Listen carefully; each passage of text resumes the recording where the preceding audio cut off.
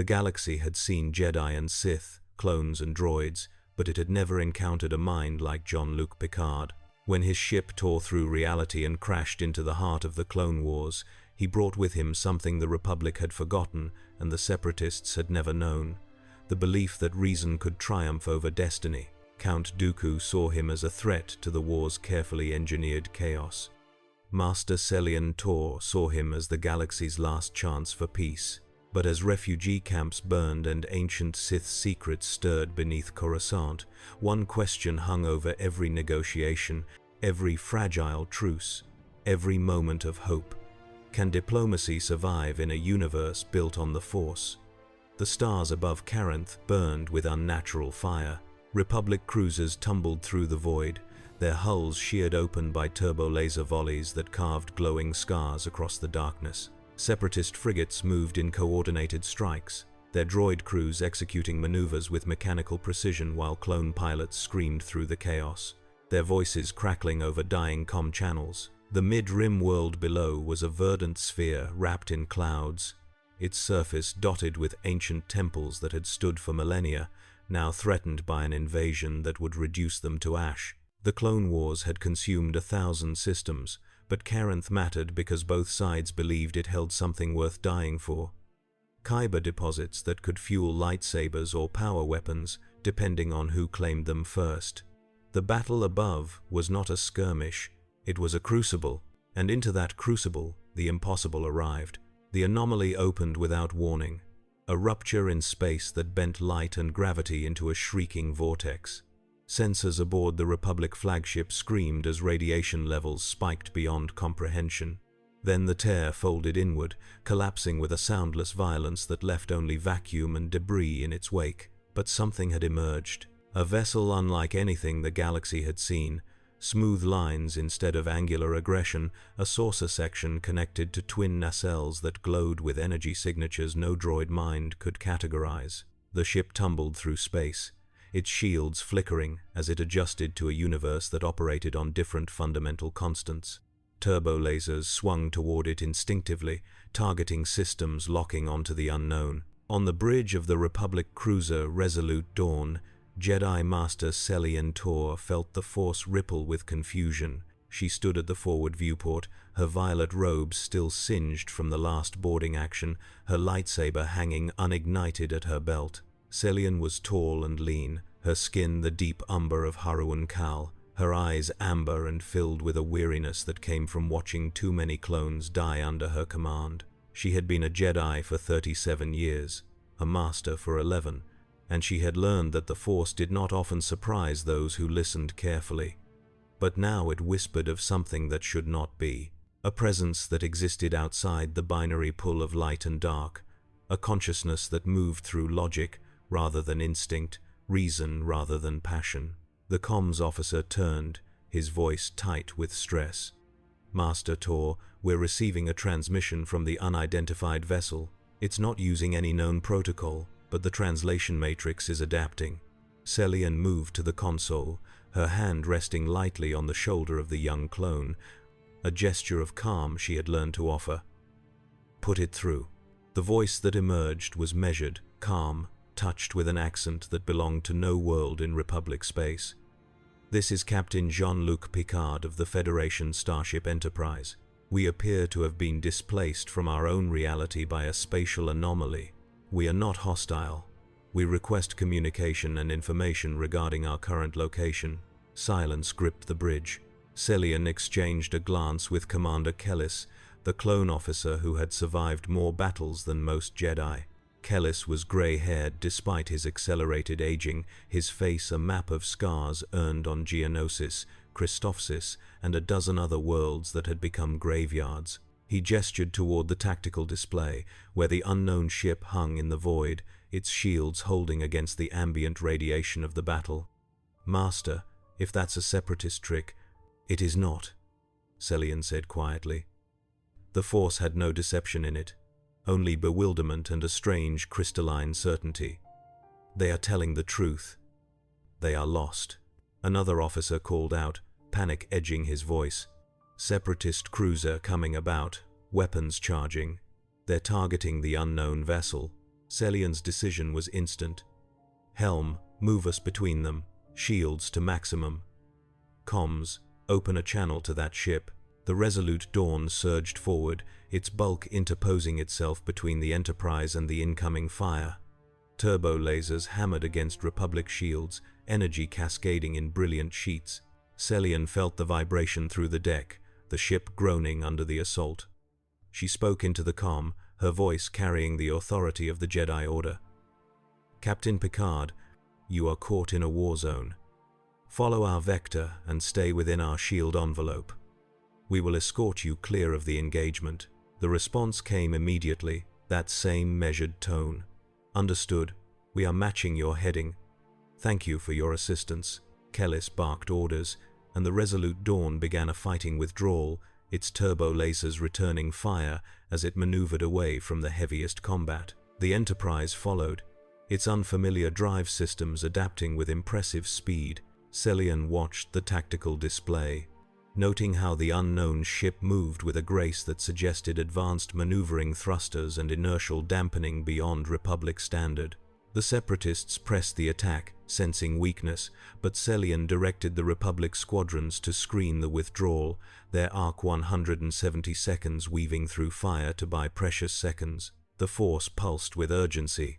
Celian turned sharply, her hand moving to her lightsaber. "Jump coordinates laid in?" "Affirmative," Kellis replied. "Hyperspace in 20 seconds. Tell the Enterprise to prepare for transition." The comm crackled. "Captain Picard, we are about to enter hyperspace. Your vessel must match our exit vector or you will be lost in the void." There was a pause, then, "We do not have hyperspace capability. Our warp drive operates on different principles." Kellis cursed. Celian closed her eyes, reaching into the Force, feeling the threads of possibility collapse into a single narrow path. "Lock a tractor beam onto their hull. We will pull them through.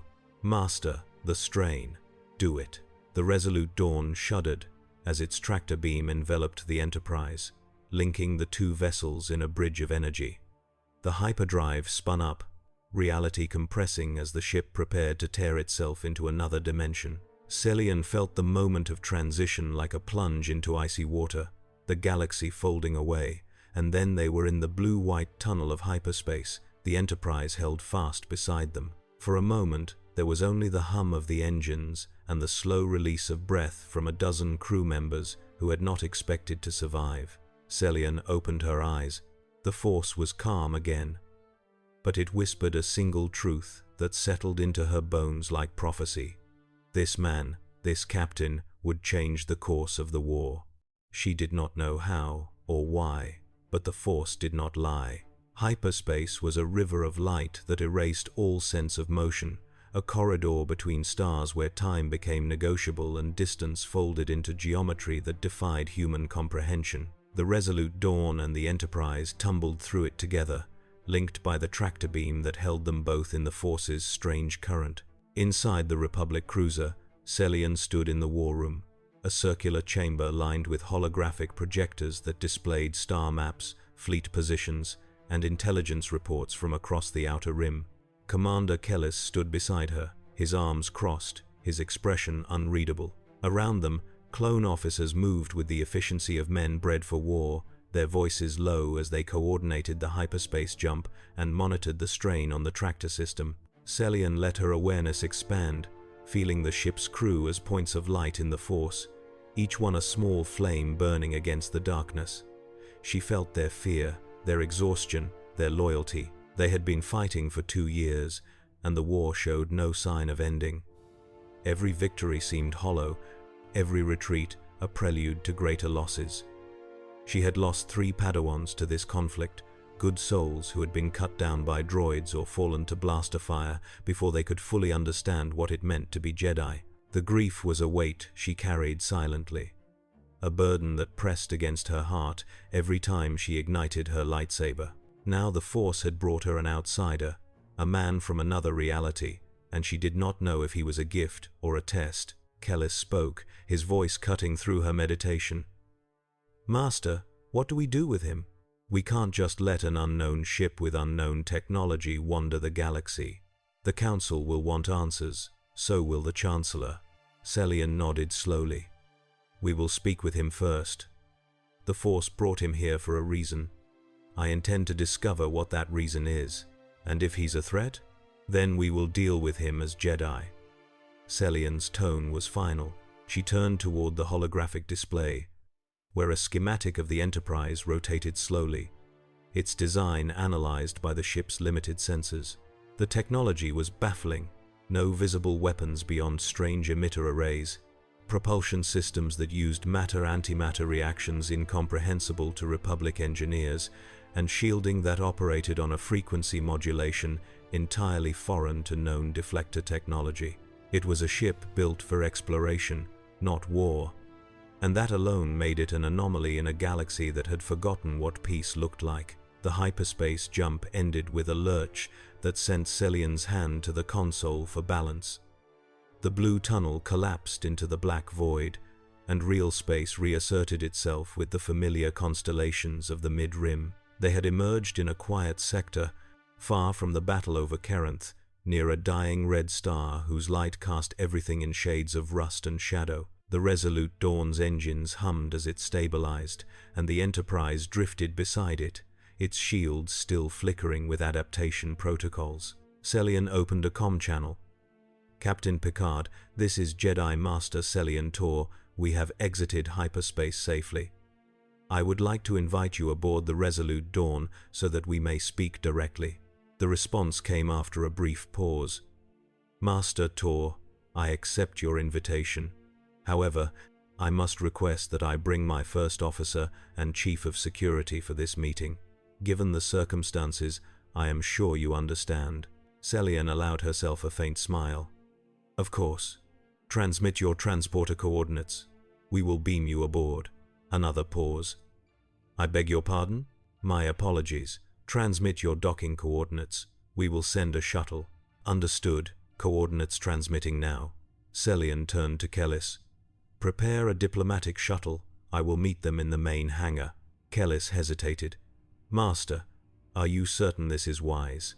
We don't know their intentions. The Force does not fear them, Selian said simply. Neither will I. The hangar was a cavern of steel and light, its atmosphere shielded by energy fields that flickered like membranes between vacuum and oxygen. Republic shuttles lined the walls, their hulls scorched from atmospheric re-entry and combat drops. Clone troopers stood at attention, their white armor gleaming under the harsh lumen strips, their blasters held at ready but not raised. Selian had ordered them to stand down, to present strength without aggression. She wanted the outsiders to see discipline, not hostility. She stood at the center of the hangar, her hands folded within her sleeves, her posture calm. Beside her stood Lieutenant Rin, a young Zabrak pilot whose horns were painted with the sigils of his squadron, and two clone sergeants whose armor bore the markings of veterans. The air smelled of ozone and heated metal, the familiar scent of a warship at rest. The shuttle descended through the energy field, its design sleek and utilitarian, marked with the insignia of the Enterprise. It settled onto the deck with a hiss of repulsor lifts, and the boarding ramp extended with hydraulic precision. Selian reached into the Force, feeling the presence of those aboard. 3 minds, each distinct, each shaped by experiences utterly foreign to her understanding. One was sharp and disciplined, a tactician's mind that moved through problems with chess-like precision. Another was guarded, protective, a warrior's consciousness tempered by years of command. The third was curious, analytical, a scientist's awareness that catalogued everything it perceived. The ramp finished extending.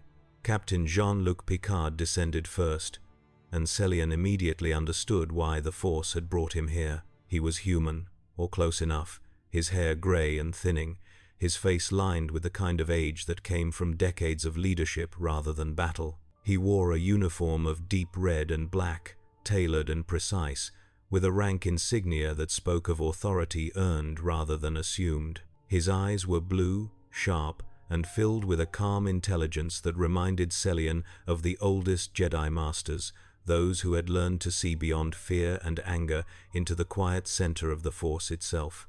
Behind him came a tall, broad-shouldered man with a golden visor covering his eyes, his posture relaxed but alert, his hands resting near his belt where no weapon was visible. This was the chief of security, Selian realized, a protector who had stood between his captain and danger more times than could be counted. And beside him, a figure that startled Selian despite her Jedi training. An android, its skin pale gold, its eyes amber, its movements fluid yet somehow too precise, as if it existed in a space between organic and machine that no droid in Republic service had ever achieved. Picard stopped at the base of the ramp and inclined his head, a gesture of respect that carried no subservience. "Master Tor, I presume. Thank you for your assistance during the battle. I am Captain Jean-Luc Picard. This is Commander William Riker, my first officer, and Lieutenant Commander Data, my chief of operations." Selian returned the gesture, a slight bow that acknowledged his rank. "Captain, welcome aboard the Resolute Dawn. I regret that our first meeting occurs under such circumstances." Picard's expression softened. "As do I. However, I have found that crisis often reveals the character of those we encounter. Your willingness to protect us speaks well of your people." Selian gestured toward the hangar's exit. "Come. We have much to discuss, and little time. The war does not pause for diplomacy." They walked through the corridors of the Resolute Dawn, past blast doors marked with scorch patterns from repelling boarding parties, past clone troopers who stood aside with crisp salutes, past viewports that showed the red star burning in the distance. Picard walked beside Selian, his gaze taking in every detail, his mind clearly working through the implications of what he saw. Riker moved with the easy confidence of a man accustomed to danger, his hand never far from his belt. Data's amber eyes tracked everything, his head tilting occasionally as he processed information with machine-like efficiency. Selian led them to a briefing room, a smaller chamber dominated by a circular table and a holographic projector that flickered to life as they entered. She gestured for them to sit, and Picard took a seat with deliberate grace, his hands folding on the table's surface. Riker and Data flanked him, their positions chosen to cover his angles without appearing overtly protective. Selian remained standing, her hands resting on the back of her chair. "Before we begin, Captain, I must ask, do you understand where you are?" Picard met her gaze without flinching. "We do not. Our sensors indicate that we are in a galaxy comparable to our own, but the stellar cartography does not match any known region of space. The technology we have observed suggests a civilization that has developed along different principles, with faster-than-light travel that operates on fundamentally different physics than our warp drive." Selian nodded slowly. "You are in what we call the Galactic Republic, though that name has become increasingly hollow as war consumes us.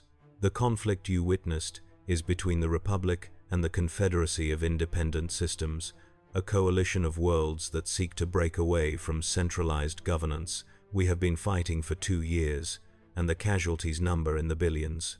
Picard's expression darkened. "A civil war." "More than that," Selian said. "A war orchestrated by forces that seek to destabilize the galaxy for their own ends. The Jedi Order, of which I am a member, serves as peacekeepers and generals, though many of us question whether we have lost our way in becoming soldiers." Data spoke for the first time, his voice smooth and inflectionless. "Master Tor, your species appears to possess abilities that suggest a form of extrasensory perception or telekinesis. Is this a common trait among your people?" Selian allowed herself a faint smile. "Not my people, Lieutenant Commander. The Jedi.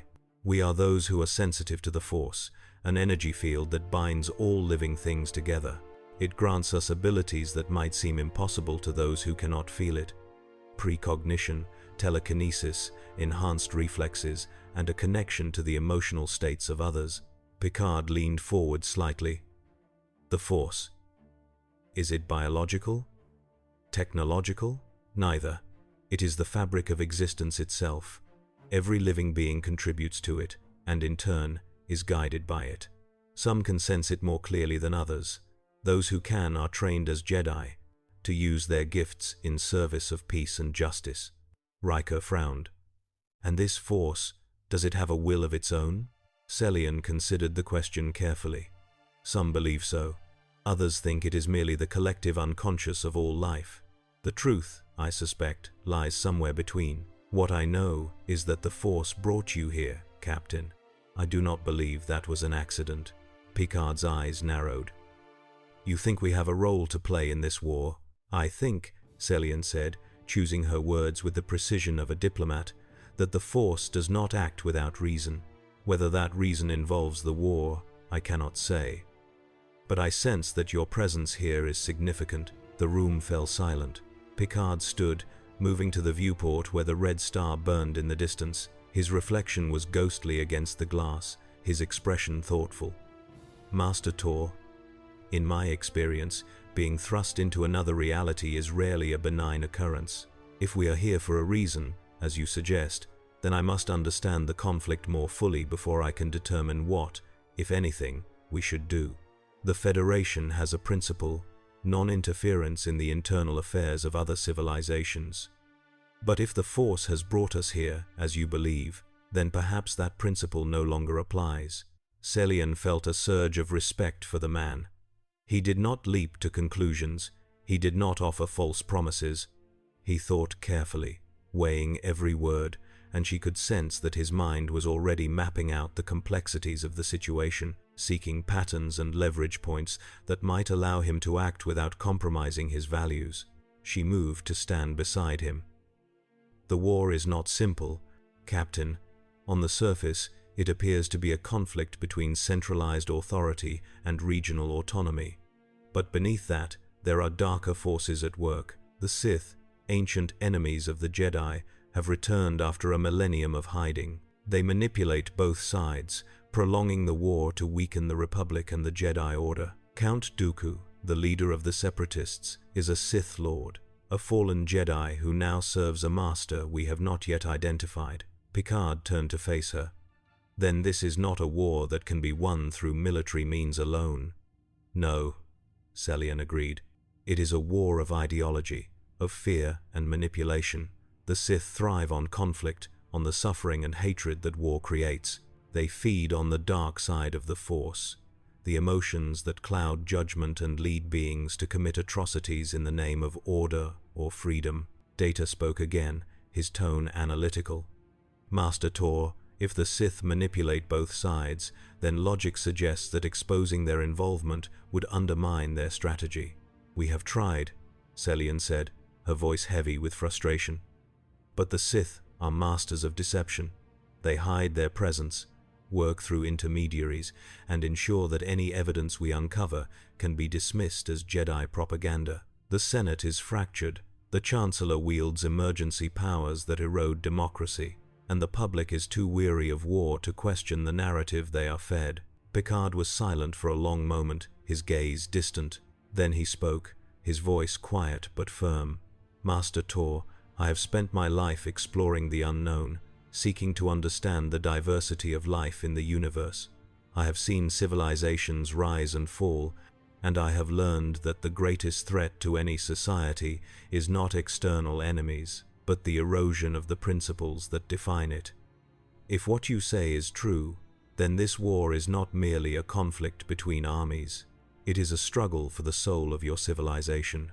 Celian felt something shift in the Force, a subtle realignment, as if the galaxy itself had paused to listen.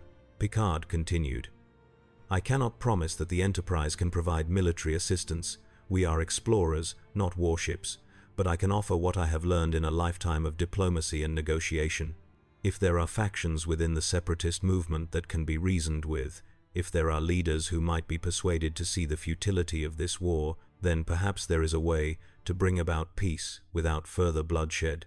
Celian met his gaze, and in that moment she understood why the Force had brought him here. He was not a warrior, he was not a Jedi, but he was something the galaxy desperately needed. A voice of reason in a time of madness, a tactician who believed that diplomacy could triumph where lightsabers had failed. She inclined her head. Captain, if you are willing to try, then I will support you. But know this, the Sith will not allow such efforts to succeed unopposed. If you move against them, even indirectly, they will move against you. Picard's expression was resolute. Then we will face them together." The Force whispered its approval, and Celian felt a fragile hope take root in her heart. The decision to involve Picard in the war effort was not one Celian could make alone. The Jedi Order operated under the guidance of the High Council, a body of 12 masters whose wisdom shaped the Order's path, and the Republic itself answered to the Galactic Senate, a sprawling assembly of 1,000 worlds whose debates could stretch for weeks without resolution. But the war had changed everything. Command structures had become fluid, decisions were made in the field rather than in council chambers, and Jedi generals like Celian had been granted discretionary authority that would have been unthinkable in peacetime. Still, she knew that bringing an outsider into the conflict would draw scrutiny. The Council would demand explanations, the Senate would raise questions about security, and the Chancellor, Palpatine, whose emergency powers had grown with each passing month, would want to know who this Captain Picard was and what he represented. Celian stood in the communications room of the Resolute Dawn, a small chamber lined with holographic emitters that allowed real-time conversations across the galaxy via the HoloNet. She had sent a coded message to Coruscant, requesting an audience with the High Council, and now she waited for the connection to establish. Beside her, Commander Kellis reviewed reports from the fleet, his expression troubled. The losses over Caranth had been significant, and reinforcements were weeks away. The holographic emitters flared to life, and the ghostly forms of the Jedi High Council materialized around her. Master Yoda sat in his repulsor chair, his ancient eyes half closed, his ears tilted forward in concentration. Master Mace Windu stood with his arms crossed, his expression stern, his presence radiating the controlled intensity that had made him the Order's greatest warrior. Master Plo Koon was there, his mask obscuring his features, his voice calm and measured. Others filled the circle: Ki Adi Mundi, Shak Ti, Kit Fisto, each one a legend in their own right, each one burdened by the weight of leading a war they had never wanted. Mace Windu spoke first, his voice sharp. "Master Tor, your report was concerning. You claim to have encountered a vessel from another reality. Explain." Celian bowed her head respectfully. "Master Windu, the vessel emerged from a spatial anomaly during the battle over Caranth. It does not match any known design in Republic or Separatist records, and its crew claims to be from a civilization called the Federation, displaced by the anomaly into our galaxy. I have spoken with their captain, a human named Jean-Luc Picard, and I believe the Force brought him here for a reason." Yoda's ears twitched. "Feel this in the Force you do? Certain, are you?" "I am, Master Yoda." "The Force does not deceive. Captain Picard is not a warrior, but he is a tactician and diplomat of considerable skill. He has offered to assist in negotiating with factions within the Separatist movement that might be open to peace." Mace Windu's frown deepened. "Diplomacy. The Separatists have shown no interest in peace, Master Tor. They follow Dooku, and Dooku serves the Sith. Any negotiation is a trap." "Perhaps," Celian conceded, "but we have not exhausted all possibilities. The Separatist movement is not monolithic. There are systems that joined out of legitimate grievances, not loyalty to Dooku. If we can reach them, we might fracture the Confederacy from within." Ki Adi Mundi shook his head. "And what makes you believe this outsider can succeed where we have failed?" Celian chose her words carefully. "Because he is not a Jedi. He is not bound by our history, our conflicts with the Sith, or the mistrust that has built up over 2 years of war. He offers a fresh perspective, one that might allow us to see solutions we have overlooked." Plo Koon spoke, his voice thoughtful. "Master Tor, have you considered that this outsider might be a Sith deception? A ruse designed to infiltrate our ranks?" "I have," Celian replied. "But the Force does not suggest deception, and his technology is far beyond anything the Sith have access to. If he were an agent of Dooku, the Separatists would not have fired upon him during the battle." Yoda closed his eyes, his small form still as stone. The council chamber fell silent, the holographic projections flickering slightly as the HoloNet adjusted for stellar interference. Celian waited, her heart steady, her mind open to whatever decision the council would make. She knew Yoda was reaching into the Force, searching for the truth beneath her words, feeling the currents of destiny that swirled around Picard's arrival. Finally, Yoda opened his eyes. "Sense great danger, I do, but also great possibility. Allow this, the Council will. But cautious, you must be, Master Tor. Trust the Force, but verify with your eyes. If this Captain Picard falters, or if the dark side touches him, end this. You must." Mace Windu did not look pleased, but he nodded. "Agreed. Master Tor, you will oversee Captain Picard's involvement personally. He is your responsibility. If this goes wrong, it falls on you." Celian bowed deeply. "I understand, Master Windu. I will not fail the order." The holograms flickered and faded, leaving Celian alone in the communications room. She exhaled slowly, feeling the weight of the decision settle onto her shoulders. She had convinced the Council, but she knew Mace Windu's warning was not idle. If Picard's efforts led to disaster, her career as a Jedi General would be over, and her reputation within the Order would be shattered. But the Force had spoken, and Celian had learned long ago to trust its whispers, even when they led into darkness. The Resolute Dawn moved through hyperspace once more, this time toward a destination Celian had chosen carefully. The Questal sector, a region of the Mid-Rim where several separatist-aligned worlds had begun to express doubts about the war's direction. Intelligence reports suggested that the planetary governor of Questal Prime, a human woman named Tasia Kerr, had resisted Dooku's more extreme policies and had quietly sought back-channel communication with Republic diplomats. The Senate had ignored her overtures, dismissing them as a ploy, but Celian believed there was an opportunity here. Picard sat across from her in the briefing room, studying a holographic map of the Questal sector that rotated slowly above the table. Data stood beside him, his amber eyes processing the tactical information with machine-like speed, while Riker leaned against the wall, his arms crossed, his expression skeptical. Picard spoke without looking up from the map. "Master Tor, you believe this Governor Kerr can be persuaded to break with the Separatists. I believe she is already looking for a way out," Celian replied. "But she cannot do so openly without risking retaliation from Dooku's forces. If we can offer her protection, a guarantee that the Republic will not punish her world for its secession, she might be willing to negotiate." Riker frowned. "And what's to stop Dooku from sending a fleet to crush her the moment she declares for the Republic?" "Nothing," Celian admitted. "Which is why we must move quickly and quietly. If we can secure an alliance with Questal Prime and publicize it through the HoloNet, it will send a message to other separatist worlds that defection is possible. It could create a cascade." Picard leaned back in his chair, his fingers steepled beneath his chin. "A sound strategy, but it relies on Governor Kerr trusting us, and trust is not easily established in the middle of a war. We will need to offer her something tangible, something that proves we are acting in good faith." Data spoke, his voice analytical. "Captain, our presence might serve that purpose. As an external party with no stake in the war, you could act as a neutral mediator, reducing the perception that this is a Republic trick." Picard nodded slowly. "An interesting proposition, Mr. Data, but it assumes Governor Kerr will believe my neutrality.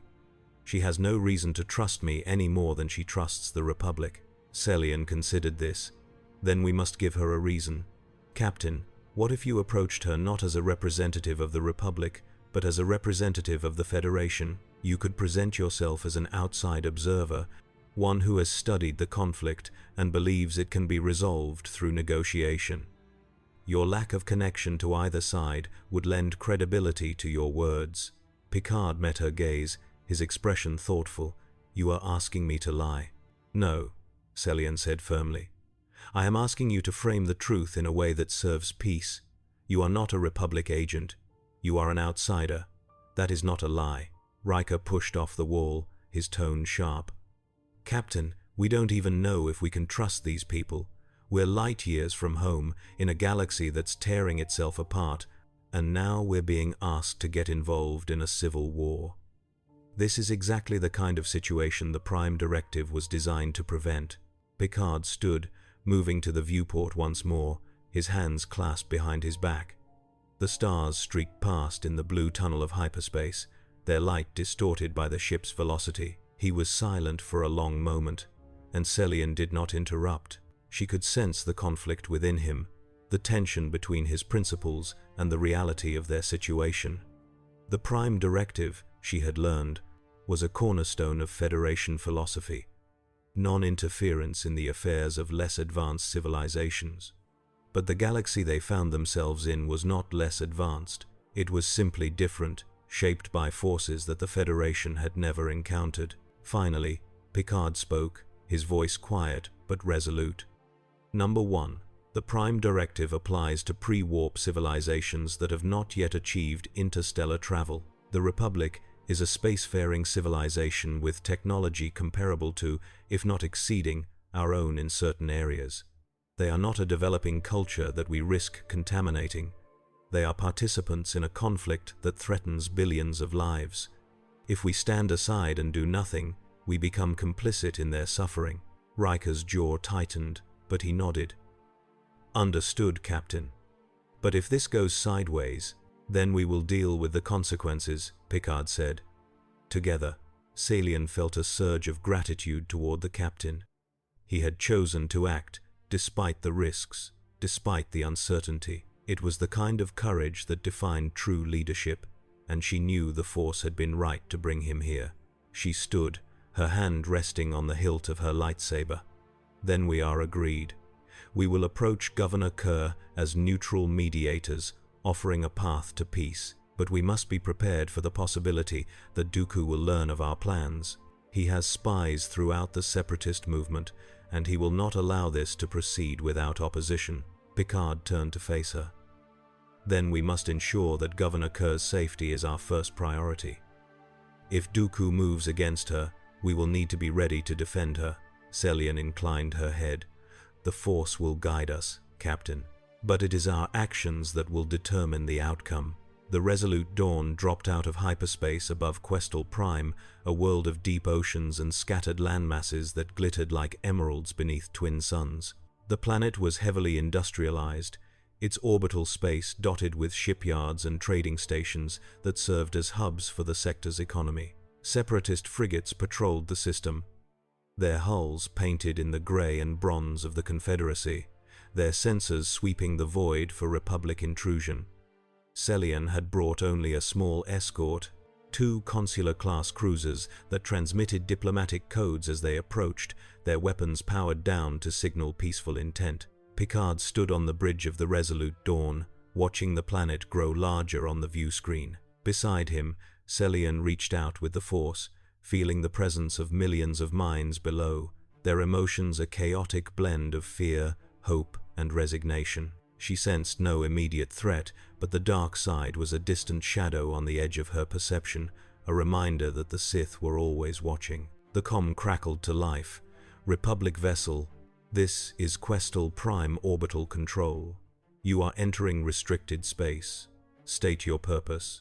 Celian gestured to the comms officer, who opened a channel. Orbital Control, this is Jedi Master Celian Tor. We are here to speak with Governor Tasia Kerr on a matter of mutual interest. We request permission to land. There was a long pause. Then, stand by. Minutes stretched into what felt like hours. The Separatist frigates adjusted their positions, their weapons systems still inactive, but their targeting sensors locked onto the Republic ships. Celian felt the tension on the bridge, the clone officers exchanging glances, their hands hovering near their consoles in case they needed to raise shields or initiate evasive maneuvers. Finally, the comm crackled again. Master Tor, you have been granted clearance to land at the gubernatorial complex. You may bring a shuttle with no more than 6 passengers. Any deviation from this protocol will result in immediate engagement. Celian exhaled slowly. Understood. Transmitting approach vector now. She turned to Picard. Captain, we have clearance. I suggest we take your shuttle rather than a Republic vessel. It will reinforce your status as a neutral party. Picard nodded. Agreed. Mr. Data, you will accompany me. Number 1, you have the bridge. Riker's expression was reluctant, but he stepped forward. Aye, Captain. Be careful down there. The shuttle descended through the atmosphere of Questal Prime, its shields glowing faintly as it passed through the ionosphere. Celian sat beside Picard in the passenger compartment, her eyes closed, her awareness extending outward to feel the currents of the Force. Data piloted the shuttle with flawless precision, his hands moving over the controls with machine efficiency, adjusting for wind shear and atmospheric turbulence. The gubernatorial complex came into view, a sprawling structure of white stone and transparent steel that overlooked a bay filled with cargo vessels and pleasure craft. They landed on a platform surrounded by separatist battle droids, their skeletal forms standing in rigid formation, their blaster rifles held at attention. Governor Tasia Kerr stood at the center of the platform, flanked by 2 human guards in light armor, their expressions wary.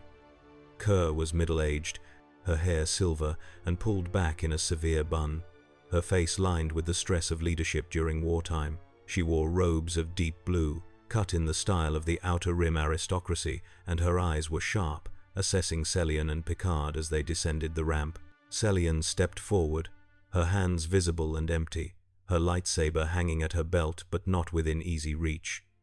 "Governor Kerr, thank you for agreeing to meet with us. I am Jedi Master Celian Tor, and this is Captain Jean-Luc Picard of the Federation's Starship Enterprise." Kerr's gaze lingered on Picard, her brow furrowing. "Federation? I am not familiar with that designation."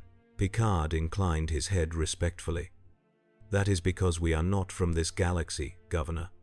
My ship was displaced here by a spatial anomaly, and we find ourselves in the middle of your war. Master Tor believes that we might be able to assist in finding a peaceful resolution to the conflict." Kerr's expression was skeptical.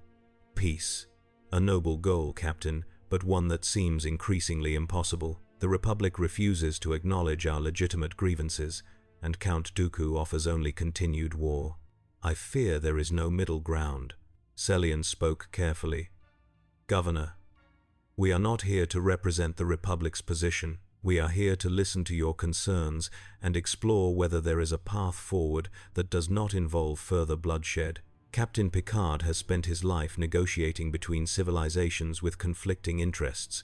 He understands that peace requires compromise, not surrender." Kerr studied them both for a long moment, her eyes moving from Celian's calm expression to Picard's steady gaze. Finally, she gestured toward the complex. "Very well. Come. We will speak inside, away from the droid's sensors.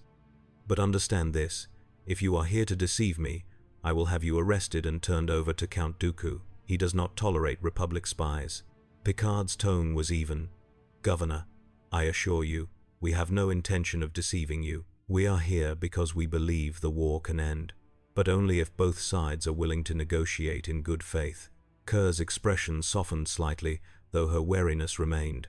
"Then let us see if that belief has any merit."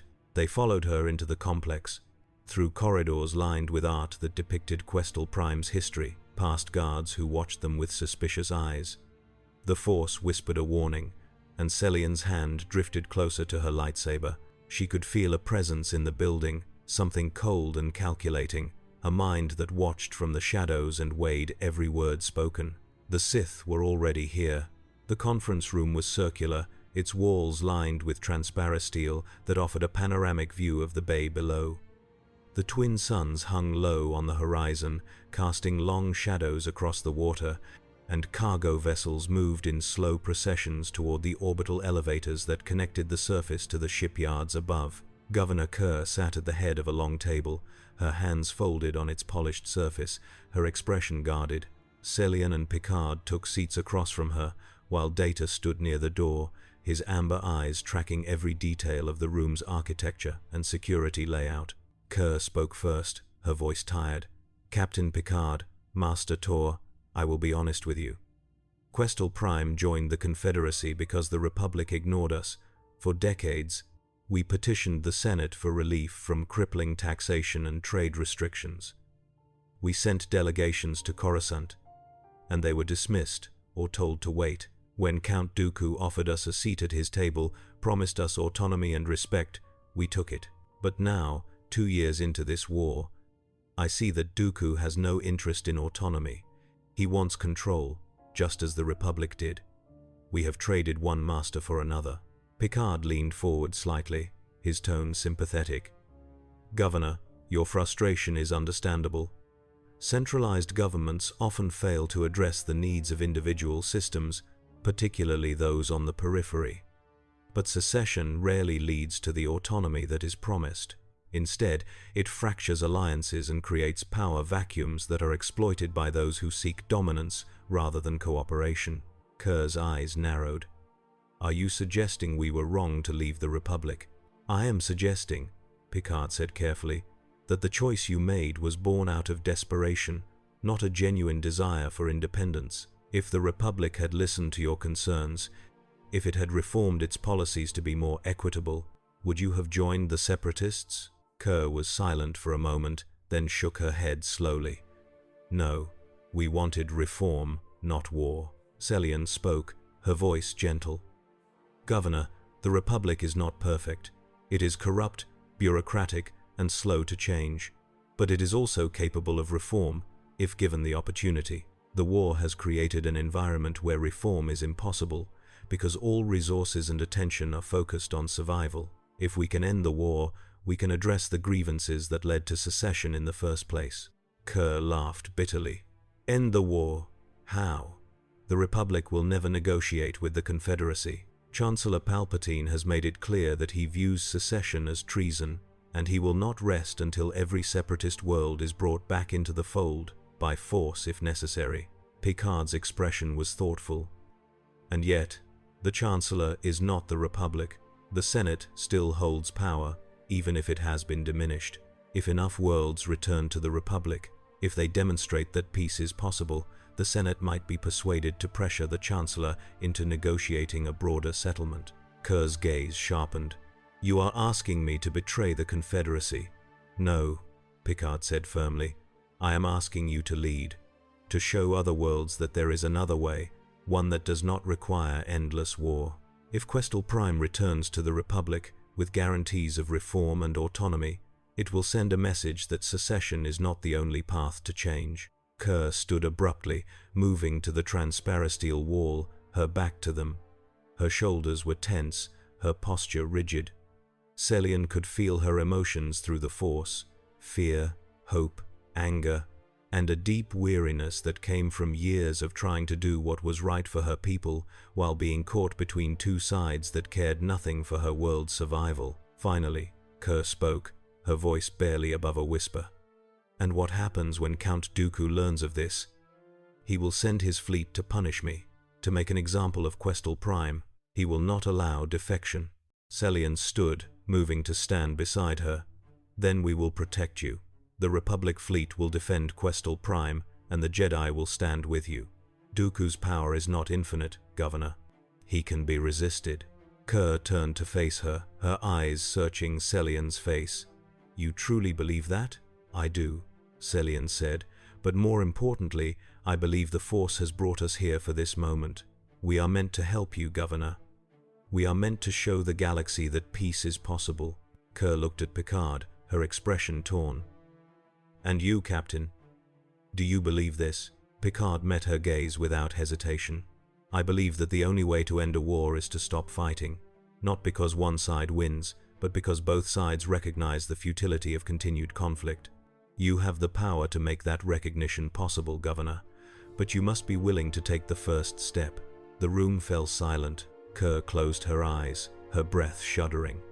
The Force swirled around her, and Celian felt the moment of decision, the instant where destiny pivoted on a single choice. She did not push, did not try to influence Kerr's mind. The Force demanded free will, and Celian honored that. Finally, Kerr opened her eyes. "Very well. I will return Questal Prime to the Republic. But I want guarantees in writing, signed by the Senate, that our grievances will be addressed, and that we will not be punished for our secession. And I want the protection you promised, Master Tor. If Dooku comes, I need to know you will stand with us." Celian bowed her head. "You have my word, Governor. The Republic will honor its commitments." Picard stood, extending his hand. "And I will ensure that your courage is recorded and shared throughout the galaxy. This is the beginning of something greater, Governor. Do not lose hope." Kerr took his hand, shaking it firmly. I pray you are right, Captain. For all our sakes. The Force sang with approval, and Celian felt the first thread of peace begin to weave itself through the fabric of the war. The negotiations took 3 days. Governor Kerr insisted on transparency, broadcasting her decision to the Questal Prime population via holographic address, explaining the reasons for returning to the Republic and the guarantees she had secured. The announcement was met with mixed reactions. Some celebrated, seeing it as a path to end the suffering, while others protested, believing it was a betrayal of the ideals that had led them to join the Confederacy. Celian and Picard remained on the planet during the transition, their presence a symbol of the commitment to peace, and clone troopers from the Resolute Dawn were deployed to reinforce the planetary defense grid in case separatist forces attempted retaliation. Picard spent long hours in the gubernatorial complex, working with Kerr's advisors to draft the terms of reintegration. He was meticulous, insisting on clauses that protected Questal Prime's autonomy and ensured that the Republic would not impose punitive measures. Celian watched him work, impressed by his patience and his ability to navigate the complexities of galactic politics. He was not a Jedi, but he understood the Force in his own way. The need to find balance, to respect the agency of others, to seek solutions that honored dignity rather than power. On the third night, as the twin suns set over the bay, Celian found Picard standing on the platform where they had first landed, staring up at the stars. The Enterprise hung in orbit, a distant speck against the blackness, its lights blinking like a beacon. Celian approached quietly, her footsteps soft on the stone, and stood beside him. "Captain," she said, her voice low, "you have done something remarkable. Governor Kerr believes in peace because you showed her it was possible." Picard did not look at her, his gaze fixed on the stars. "I hope you are right, Master Tor, but I fear this is only the beginning. If Count Dooku is truly manipulating this war, as you believe, then he will not allow Questal Prime to remain free. He will strike, and we must be ready." Celian nodded. "The Force warns me of the same. I sense a darkness approaching, a presence that watches and waits. Dooku knows what we have done, and he will move to undo it." Picard turned to her, his expression grave. "Then we must prepare, not just to defend Questal Prime, but to defend the idea of peace itself. If we fail here, no other world will dare to follow Governor Kerr's example." Celian felt the weight of his words settle over her like a shroud. "Captain, you have taken a great risk in coming here, in involving yourself in our war. The Sith will see you as a threat, and they will not hesitate to destroy you if they can." Picard's expression was resolute. "I have faced threats before, Master Tor. The Borg, the Romulans, the Dominion. Each time, I believed that reason and diplomacy could prevail, even when others counseled for war. I will not abandon that belief now, not when there is a chance to save lives." Celian placed a hand on his shoulder, a gesture of solidarity. "Then we will face this together, Captain. The Force is with us." Picard allowed himself a faint smile. "And perhaps reason is with the Force." The attack came 2 days later. Separatist cruisers dropped out of hyperspace above Questal Prime, their hulls bristling with turbolasers and missile batteries, their fighter screens deploying in tight formations. The planetary defense grid activated immediately, ion cannons lancing upward to meet the invaders. But the Separatist fleet was too large, too well coordinated. Celian felt the shift in the Force the moment the first shots were fired, a surge of anger and fear that rippled across the system like a shockwave. She was on the bridge of the Resolute Dawn when the alarms sounded, her lightsaber already in hand, her mind focused and calm. Commander Kellis shouted orders, and the Republic cruisers moved to intercept, their shields flaring as turbolaser fire hammered against them. The Enterprise moved in concert with them, its phaser arrays opening fire with precise bursts of energy that carved through Separatist shields with startling efficiency. Picard's voice came through the comm, steady and controlled. "Master Tor, our sensors indicate a command ship in the center of the Separatist formation.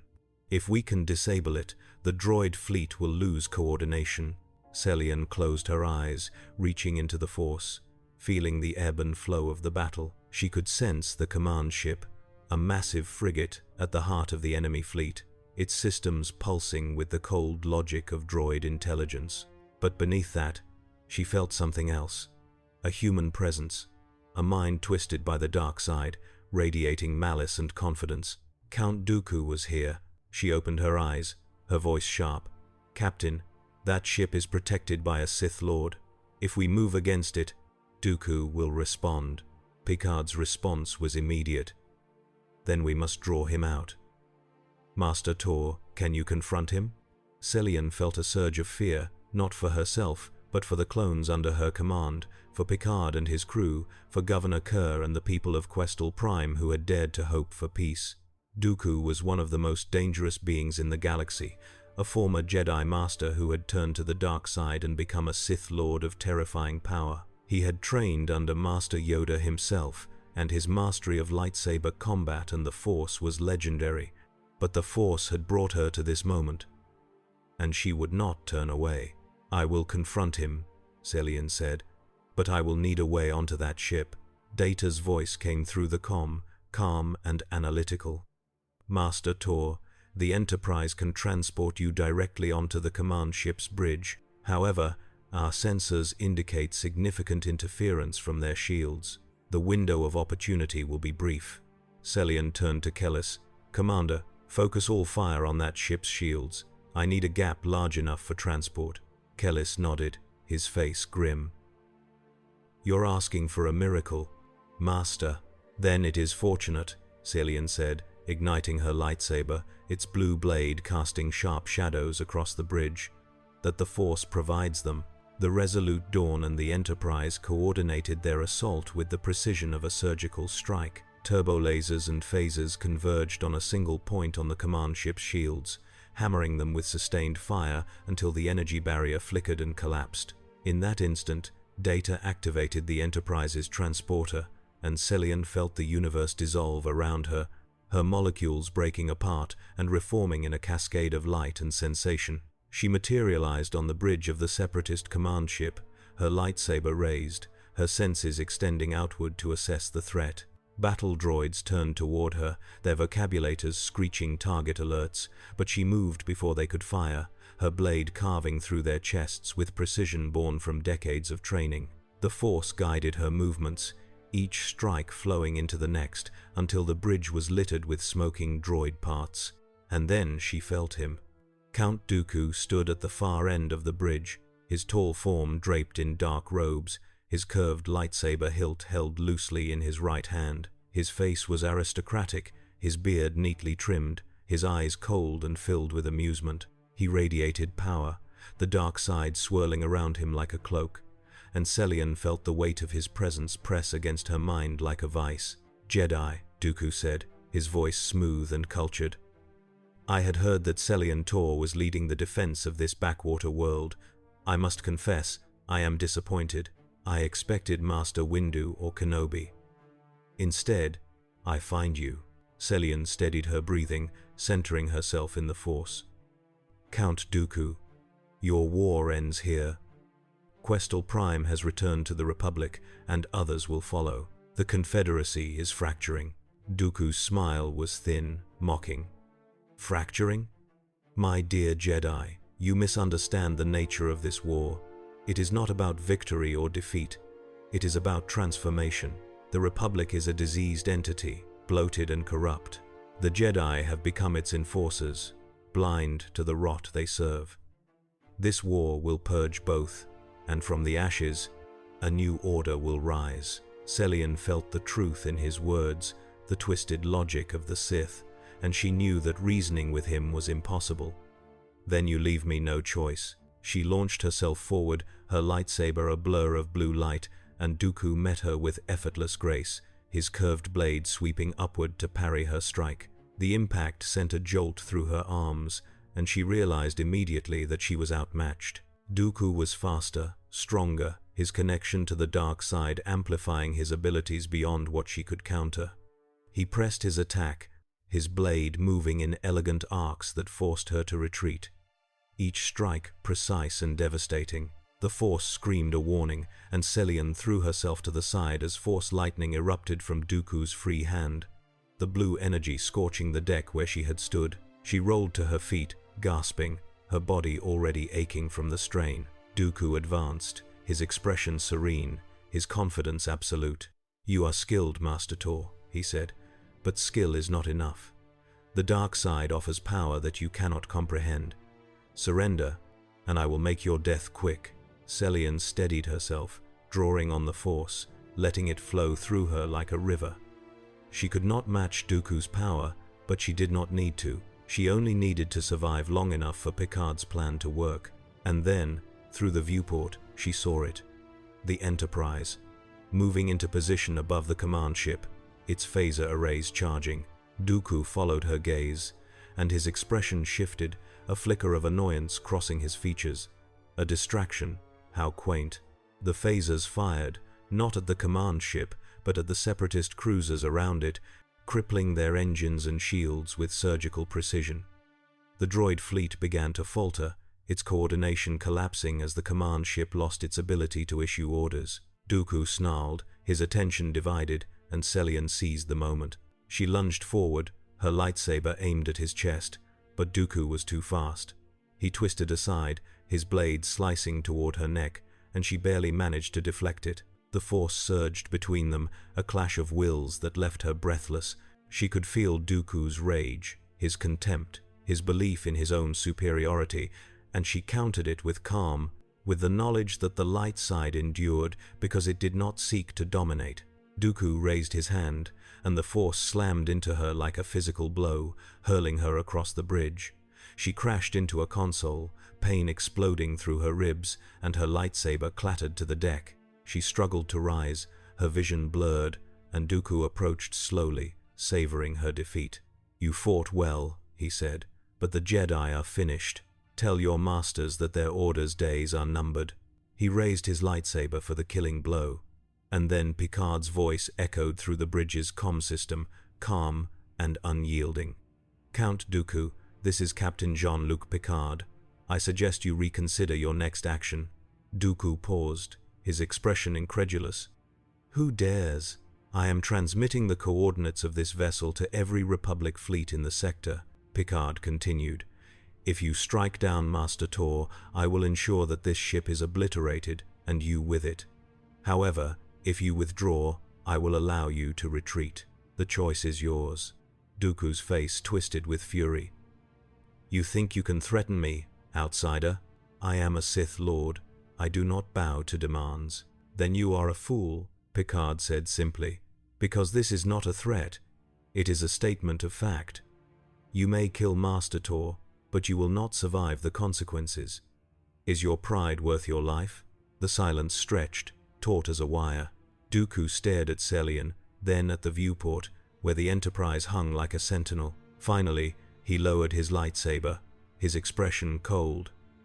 "This is not over, Captain. You have made an enemy today, one you will come to regret." He turned and strode from the bridge, his robes billowing behind him. Celian felt the dark side recede, and she collapsed against the console, her breath ragged.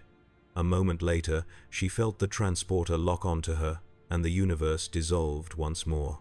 She materialized in the Enterprise's sickbay, where Dr. Beverly Crusher immediately moved to stabilize her.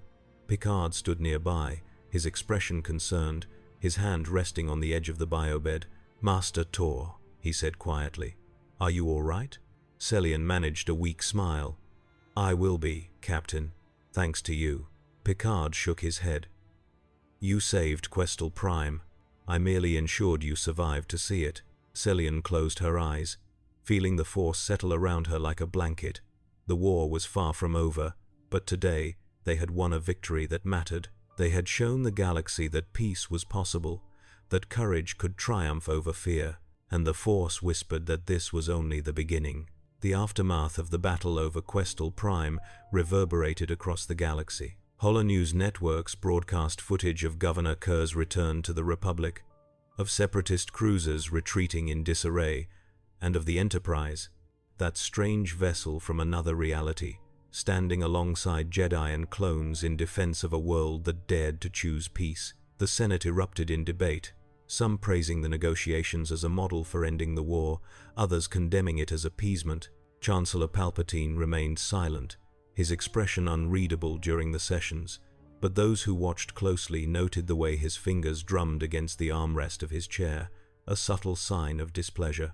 On Coruscant, in the Jedi Temple, the High Council convened once more to discuss the implications of Selian Tor's actions. Master Yoda sat in quiet contemplation, his gaze distant, while Mace Windu paced the chamber, his frustration evident. "Master Tor has opened a door we may not be able to close," Windu said, his voice sharp. "If other worlds follow Questal Prime's example, the Separatists will fracture, but so will our ability to predict their movements. Chaos is not victory." Yoda's ears twitched. "Chaos, perhaps, but also opportunity. Fear this, Dooku does. See it in the Force, I can. Threatened, he feels. By this Captain Picard." Plo Koon spoke thoughtfully. "The outsider has proven himself valuable, but he is not a Jedi, and he does not understand the dark side. If Dooku targets him directly, we may lose the advantage he provides." Yoda nodded slowly. "Protect him, we must, but also learn from him. See the war differently, he does. Questions he asks, we should consider." Mace Windu stopped pacing, his expression troubled. "And what if those questions lead us away from our duty as Jedi? We are peacekeepers, but we are also warriors now. We cannot afford doubt." Yoda's gaze sharpened. "Doubt. A tool it is, Master Windu. Use it, we must, to avoid the path of arrogance." The council fell silent, each master lost in their own thoughts. The Force swirled around them, uncertain and fluid, as if the galaxy itself was holding its breath. Aboard the Resolute Dawn, Selian Tor sat in her quarters, her ribs wrapped in Bacta bandages, her body still aching from the confrontation with Dooku. She had meditated for hours after the battle, seeking guidance from the Force, trying to understand why she had been chosen for this path. The visions that came were fragmented, glimpses of possible futures. Picard standing before a Senate assembly, his voice ringing with authority. Dooku's lightsaber carving through the hull of the Enterprise. Governor Kerr weeping over the ruins of her world, and a figure shrouded in shadow, watching everything with eyes that burned like embers. She opened her eyes, her breath steadying. The visions were warnings, not certainties. The future was always in motion, shaped by choices made in the present, and the choice before her now was clear. She would continue to support Picard, to help him navigate the treacherous currents of the Clone Wars, and to protect him from the Sith who would seek to destroy him. A chime sounded at her door. "Enter," she said. Picard stepped inside, his expression concerned. "Master Tor, Dr. Crusher, informed me that you were injured more seriously than you initially indicated. I wanted to check on your recovery." Selian gestured to the chair across from her. "I am healing, Captain. The Force aids in such matters, but I appreciate your concern." Picard sat, his gaze thoughtful. "Master Tor, I have been reviewing the tactical data from the battle. Count Dooku is a formidable opponent. If he had chosen to fight rather than retreat, I am not certain we would have prevailed." Selian nodded. "Dooku is one of the most dangerous beings in the galaxy. He was once a Jedi Master, trained by Yoda himself. His fall to the dark side made him even more powerful because he retained all of his Jedi discipline while embracing the Sith's ruthlessness. Few Jedi can stand against him." Picard leaned forward. "Then we must assume he will come after us again, not just militarily, but strategically. He will seek to undermine what we accomplished on Questal Prime, to sow doubt and fear among the worlds that might consider following Governor Kerr's example." "Agreed," Selian said. "Which is why we must act quickly. If we can secure alliances with other separatist worlds, if we can show them that peace is achievable, we can weaken Dooku's hold on the Confederacy." Picard was silent for a moment, then spoke carefully. "Master Tor, there is something I must ask. You mentioned that Dooku serves a master, a Sith Lord whose identity is unknown. Do you have any leads on who this master might be?" Selian's expression darkened. "We have suspicions, but no proof. The Sith have hidden themselves for a millennium, working in the shadows, waiting for the right moment to strike. Whoever Dooku's master is, they are patient, intelligent, and utterly ruthless. They have orchestrated this war to weaken both the Republic and the Jedi, and we do not know their endgame. Picard's gaze was distant, his mind clearly working through the implications. A war designed to weaken both sides. That suggests the true enemy is waiting for the moment when both the Republic and the Confederacy are exhausted, when they can step in and seize control without opposition. Celian felt a chill run down her spine. You think the Sith plan to rule the galaxy? I think, Picard said slowly, that the Sith plan to reshape the galaxy in their image. And if we do not expose them before that happens, all of our efforts will be for nothing. The Force whispered its agreement, and Celian knew that Picard's insight was true. The war was not an end in itself. It was a means to an end, a crucible designed to forge a new order from the ashes of the old. And if they could not stop it, the galaxy would fall into darkness for 1,000 years. She stood, wincing slightly at the pain in her ribs. Then we must find the Sith Master, Captain. And we must do it before Dooku can regroup. Picard rose as well, his expression resolute. Agreed. But we will need help. This is not a task that can be accomplished by a single ship or a single Jedi. Celian allowed herself a faint smile. Then it is fortunate that we have allies, Captain. The Force has a way of bringing the right people together at the right time. Picard returned the smile. Then let us hope the Force is wise. The next phase of their mission took them to the edges of known space, to a region of the Outer Rim known as the Tingle Arm, where lawless worlds and forgotten colonies existed beyond the reach of both the Republic and the Confederacy. Celian had received intelligence from Republic operatives that a former Jedi, a woman named Vara Sin, had established a network of safe houses for refugees fleeing the war. Vara had left the Order years before the Clone Wars began. Disillusioned by what she saw as the Jedi's growing entanglement with politics, and she had disappeared into the Outer Rim to pursue her own path. Celian believed that Vara might have information about separatist factions that were unhappy with Dooku's leadership, factions that could be approached for negotiation. But finding her would not be easy. The Tingle Arm was a haven for smugglers, bounty hunters, and criminals, a place where the rule of law was determined by whoever had the biggest ship or the fastest blaster. The Resolute Dawn and the Enterprise traveled together through hyperspace, their crews working in tandem to coordinate their approach. Picard spent hours on the bridge of the Enterprise, consulting with Data and Riker, reviewing the limited intelligence they had on Vara Sin and the Tingle Arm. Celian joined them, her presence a calming influence amid the tension. Captain, Data said, his amber eyes fixed on the tactical display. Our sensors indicate significant pirate activity in the Tingle Arm. It is likely that we will encounter hostilities upon arrival. Picard nodded. Agreed. We will proceed with caution. Mr. Riker, have security teams standing by. Master Tor, do you have any insight from the Force? Celian closed her eyes, reaching out, feeling the currents of possibility. The Force was murky here, clouded by the fear and desperation of those who lived in the Outer Rim, but she could sense a thread of hope, a presence that resonated with light despite the darkness around it.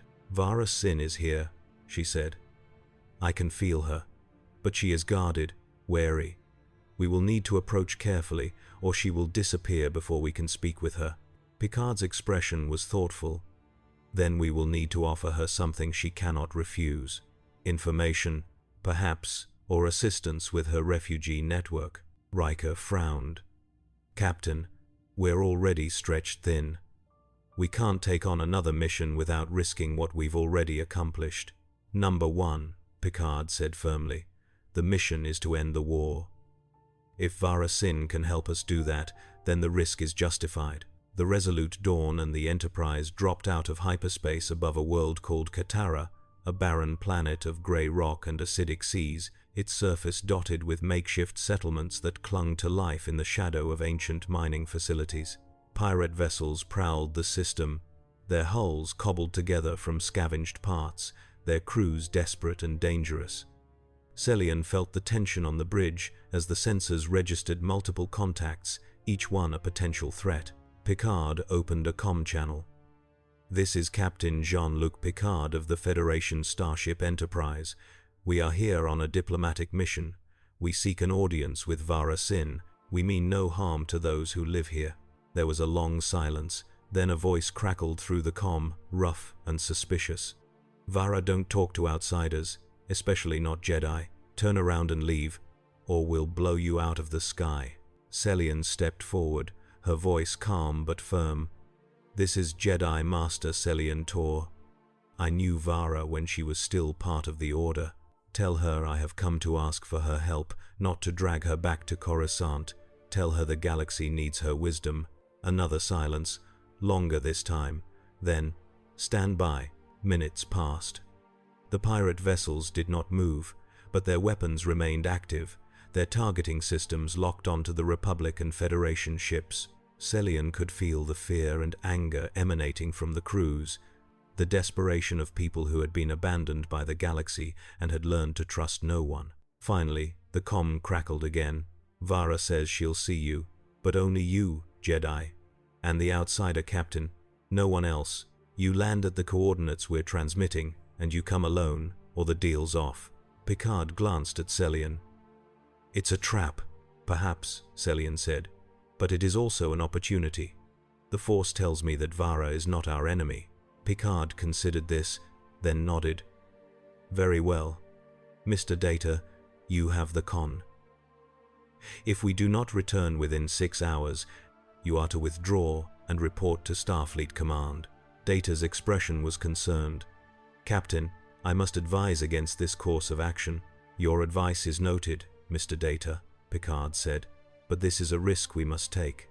The shuttle descended through Katara's thin atmosphere, buffeted by winds that howled across the barren landscape.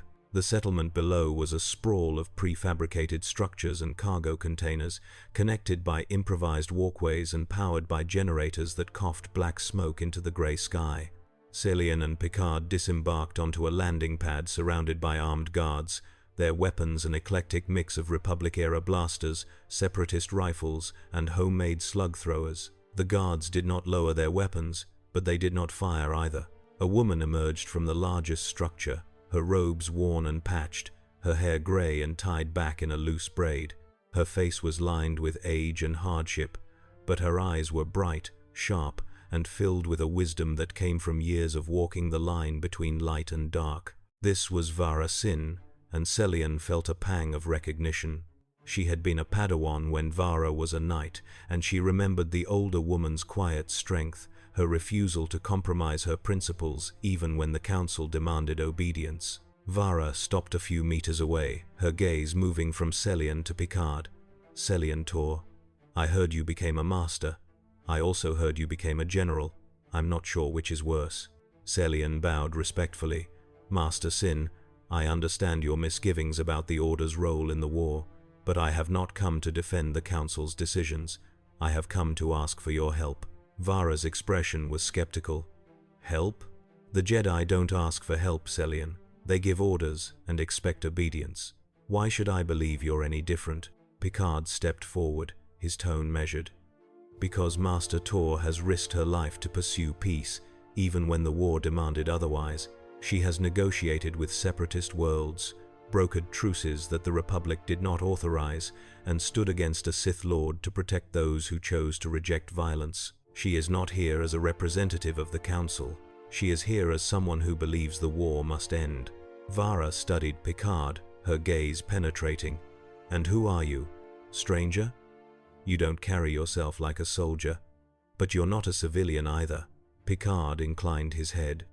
"I am Captain Jean-Luc Picard, formerly of the United Federation of Planets. My ship was displaced into your galaxy by a spatial anomaly, and I have chosen to assist Master Tor in her efforts to bring about peace." Vara's eyebrows rose. "Another galaxy. Now that's a story I'd like to hear. But first, tell me why you're here." Celian spoke, her voice earnest. "Vara, we need information about separatist factions that are dissatisfied with Count Dooku. We believe there are worlds within the Confederacy that would negotiate for peace if given the opportunity. Your network spans the Outer Rim. You hear things that the Jedi and the Republic do not.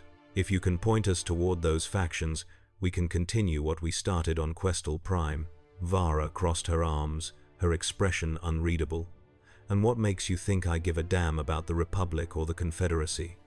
I left the Order because the Jedi forgot what it means to serve the living force. Now you want me to help you prop up a government that's just as corrupt as the one it's fighting. Picard spoke before Celian could respond. Master Sin, corruption is not unique to the Republic. Every government, every institution, struggles with it. But that does not mean we should abandon the effort to build something better. If we allow the war to continue, millions more will die, and the galaxy will be left in ruins. You have chosen to help refugees, to provide sanctuary for those who have been displaced by the conflict. That is a noble calling, but imagine how many more lives you could save if the war ended. Vara's gaze softened slightly. You're a smooth talker, Captain. I'll give you that. But talk doesn't stop blaster fire, and it doesn't feed starving children. No, Picard agreed, but it can create the conditions where those things become possible. Master Sin, I have spent my life believing that reason and compassion can overcome hatred and fear. I have seen it happen, even in the darkest circumstances. If you help us, you will not be supporting the Republic or the Confederacy. You will be supporting the idea that peace is achievable. Vara was silent for a long moment, her eyes moving between Celian and Picard. Finally, she sighed, her shoulders sagging. You're asking me to take a leap of faith. I'm not sure I have that kind of faith anymore. Celian stepped closer, her voice gentle. Vara, the Force brought me here. It brought Captain Picard here. I do not believe that was an accident.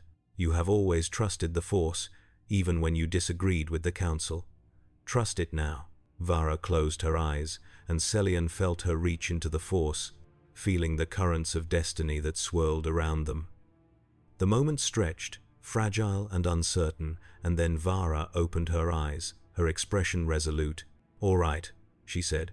I'll help you. But on one condition.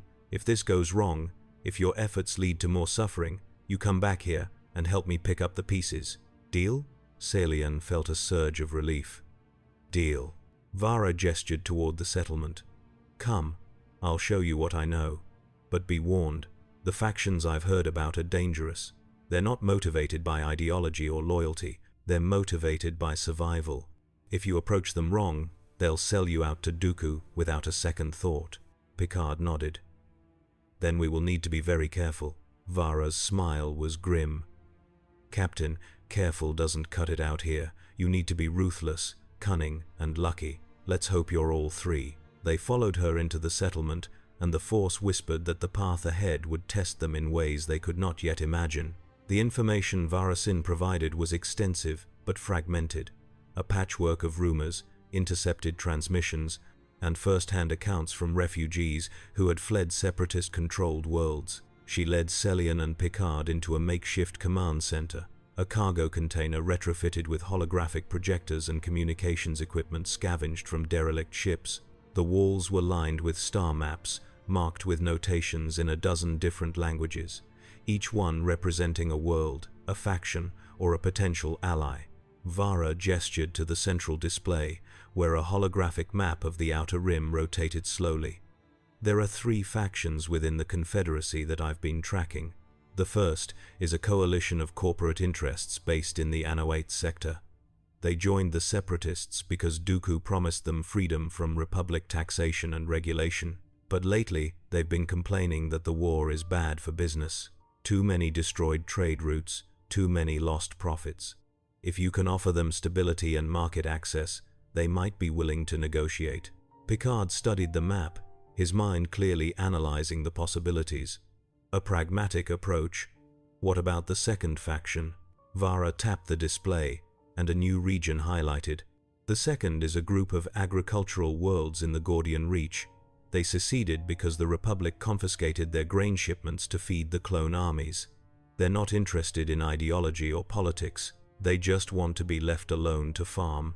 If you can guarantee that the Republic won't seize their resources again, they'll listen. Celian nodded.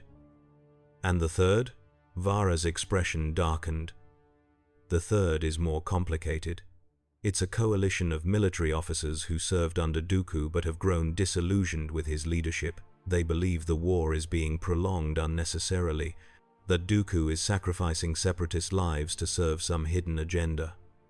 They're dangerous, paranoid, and heavily armed, but if you can convince them that Dooku is manipulating them, they might turn against him. Picard leaned back, his fingers steepled beneath his chin. 3 very different factions, each with their own motivations. Master Tor, what do you think? Selian considered carefully. The corporate interests are the easiest to approach. They speak the language of profit and stability. The agricultural worlds will require guarantees, which means convincing the Senate to pass legislation protecting their autonomy. The military officers are the most dangerous, but also the most valuable. If they turn against Dooku, it could cripple the separatist war effort. Picard nodded. Then we should begin with the corporate interests, establish credibility, and use that success to approach the agricultural worlds. Once we have momentum, we can reach out to the military officers. Vara crossed her arms. You make it sound easy, Captain. But these factions don't trust anyone. You'll need leverage, proof that you're not just another Republic trick. Picard met her gaze. Then we will provide that proof. Master Tor, can you arrange for Governor Kerr to address the corporate leaders directly? A testimonial from someone who has successfully negotiated with the Republic would carry significant weight. Selian nodded slowly. I can arrange it, but it will take time, and Dooku will not remain idle. He knows what we accomplished on Questal Prime, and he will move to counter us. Vara interjected, her tone sharp. He's already moved. I've been hearing reports of separatist agents targeting refugee camps, spreading propaganda that claims the Republic is using Questal Prime as bait to lure worlds into a trap. Dooku's trying to poison the well before you can even approach these factions. Picard's expression hardened. Then we must act quickly. Master Sin, can you facilitate contact with the corporate leaders in the Anoat sector? Vara hesitated, then nodded. I can get you a meeting, but you'll be walking into a den of vipers, Captain. These people don't care about peace. They care about profit. If they think betraying you will make them richer, they'll do it without hesitation. Then we will need to make sure, Picard said, his voice firm, that peace is the most profitable option. The journey to the Anoat sector took 3 days, during which Selian and Picard worked tirelessly to prepare their strategy.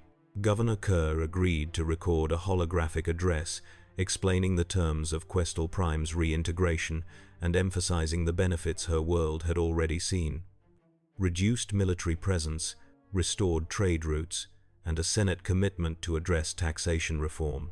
The address was powerful, heartfelt, and Selian hoped it would resonate with the corporate leaders who valued stability above all else. Meanwhile, Data and the Enterprise's science team analyzed the economic data from the Anoat sector, identifying key corporations and their financial vulnerabilities. The largest was the Gindine Consortium, a sprawling entity that controlled mining operations, shipping lanes, and manufacturing facilities across a dozen systems. The consortium had joined the Confederacy early in the war, betting that separatist victory would allow them to dominate their competitors. But the war had dragged on longer than expected, and their profits had plummeted. Picard reviewed the data with the precision of a strategist. The Gindine Consortium is bleeding credits. Their stock price has dropped 40% in the last year, and their shareholders are demanding results. If we can offer them a path to end the war and restore their profitability, they will listen. Riker, who had joined the strategy sessions via holographic link, was skeptical. Captain, these people are motivated purely by greed. How do we know they won't take whatever deal we offer and then stab us in the back? We don't, Picard admitted, but we can structure the agreement in a way that makes betrayal unprofitable. If their reintegration into the Republic is conditional on maintaining peace, and if we tie their economic recovery to ongoing cooperation, they will have a vested interest in ensuring the deal holds. Selian added, the Force suggests that the consortium's leaders are not ideologues, they are pragmatists. If we approach them with respect and offer them a way to save face, they will negotiate. The resolute Dawn and the Enterprise arrived in the Anno 8 sector and were immediately challenged by separatist patrols. Celian transmitted diplomatic codes and requested a meeting with the Jindine Consortium's Executive Council. The response was cautious, but not hostile. The Council agreed to meet, but only on neutral ground, aboard a space station that served as a trade hub for the sector. The station was a massive structure, a ring of interconnected modules that rotated to provide artificial gravity. Its interior, a maze of markets, offices, and docking bays. Celian and Picard arrived with a small security detail, including Data and 2 clone troopers, and were escorted to a conference room that overlooked the station's bustling central plaza. The Jindine Consortium's Executive Council consisted of 5 individuals, each representing a different division of the corporation. The chair, a Muon named Odo Vastrel, was tall and gaunt, his elongated skull accentuating his calculating eyes. He greeted Celian and Picard with polite formality, but his posture was tense, his fingers drumming against the table. "Master Tor, Captain Picard," Vastrel said, his voice smooth and measured. "We were surprised to receive your request for a meeting. The Consortium has no interest in aligning with the Republic. The war has been costly, but we remain committed to the principles of the Confederacy." Picard inclined his head. "Director Vastrel, we are not here to ask you to align with the Republic. We are here to discuss a path toward ending the war, one that serves the Consortium's interests as much as it serves the galaxy's need for peace." Vastrel's eyes narrowed. "And what makes you think the Consortium's interests align with ending the war?" Picard activated the holographic projector at the center of the table, displaying the financial data Data had compiled. "Your stock price has declined 40%. Your shipping routes have been disrupted by Republic blockades and pirate raids. Your manufacturing facilities are operating at half capacity due to resource shortages. The war is destroying your profitability, Director. If it continues, the Consortium will collapse, and your competitors will seize your assets." Vastrel's expression remained neutral, but Celian felt a flicker of unease through the Force. Picard had struck a nerve. Another council member, a human woman named Lyra Tanthor, leaned forward. "Even if what you say is true, Captain, how do we know the Republic will honor any agreement? They've seized corporate assets before, nationalized entire industries to feed their war machine. What's to stop them from doing the same to us?" Celian spoke, her voice calm. "The Senate has committed to reform. Governor Kerr of Questal Prime secured guarantees that protect her world's autonomy and economic interests. Those same guarantees can be extended to the Consortium, with additional provisions to ensure your operations are not disrupted." Vastrel folded his hands. "And if we refuse? If we remain with the Confederacy?" Picard's tone was frank. "Then the war will continue, your losses will mount, and eventually, the Consortium will be forced to liquidate. You will lose everything. Or you can take a calculated risk, negotiate a settlement that protects your interests, and position the Consortium to thrive in a post-war galaxy." The room fell silent. Vastrel exchanged glances with the other council members, a silent conversation that Celian could feel through the Force. They were weighing their options, calculating the risks and rewards, and she knew the decision would come down to cold logic rather than idealism. Finally, Vastrel spoke. "Captain Picard, Master Tor, the Consortium will consider your proposal, but we will need assurances, in writing, signed by the Senate, that our operations will not be interfered with. We will also need a grace period to transition our assets back to Republic space without penalty. If you can provide those assurances, we will negotiate." Picard stood, extending his hand. "You will have those assurances, Director. The Republic is committed to peace, and that means respecting the autonomy of those who seek it." Vastrel took his hand, shaking it briefly. "We shall see, Captain, we shall see." As they left the conference room, Celian felt a cautious optimism. The Consortium had not committed, but they had not refused either. It was a step forward, fragile and uncertain, but a step nonetheless. Picard glanced at her, Master Tor, do you believe they will follow through? Selian considered this. The Force suggests they are genuine in their interest, but Dooku will not allow this to proceed unopposed. We must be ready for his response. Picard nodded. Then we will prepare, together. The Force whispered its agreement, and Selian felt the threads of destiny tighten around them. The negotiations with the Jindine Consortium continued over the following days, conducted via secure holonet channels to avoid drawing Dooku's attention. Picard led the discussions with the skill of a seasoned diplomat, patiently addressing each concern the Consortium raised, offering compromises that protected their economic interests while ensuring they could not exploit the situation. Selian observed, marveling at his ability to navigate the complexities of galactic politics without the benefit of the Force, relying instead on logic, empathy, and an uncanny ability to anticipate his opponent's next move. Governor Kerr's holographic testimonial proved invaluable. Her calm assurance that the Republic had honored its commitments resonated with the Consortium's pragmatic leadership, and Director Vastrel began to soften, his initial skepticism giving way to cautious collaboration. By the end of the second week, the Consortium had agreed in principle to return to the Republic, pending Senate approval of the guarantees Picard had outlined. Selian transmitted the proposal to Coruscant, where it was reviewed by the Senate's Committee on Reconciliation. The response was mixed. Some senators, particularly those from the core worlds, praised the initiative as a model for ending the war. Others, especially those aligned with the military-industrial complex, opposed it, arguing that it rewarded secession and set a dangerous precedent. Chancellor Palpatine remained publicly neutral, but Selian could sense his displeasure through the Force, a cold anger that simmered beneath his carefully maintained facade.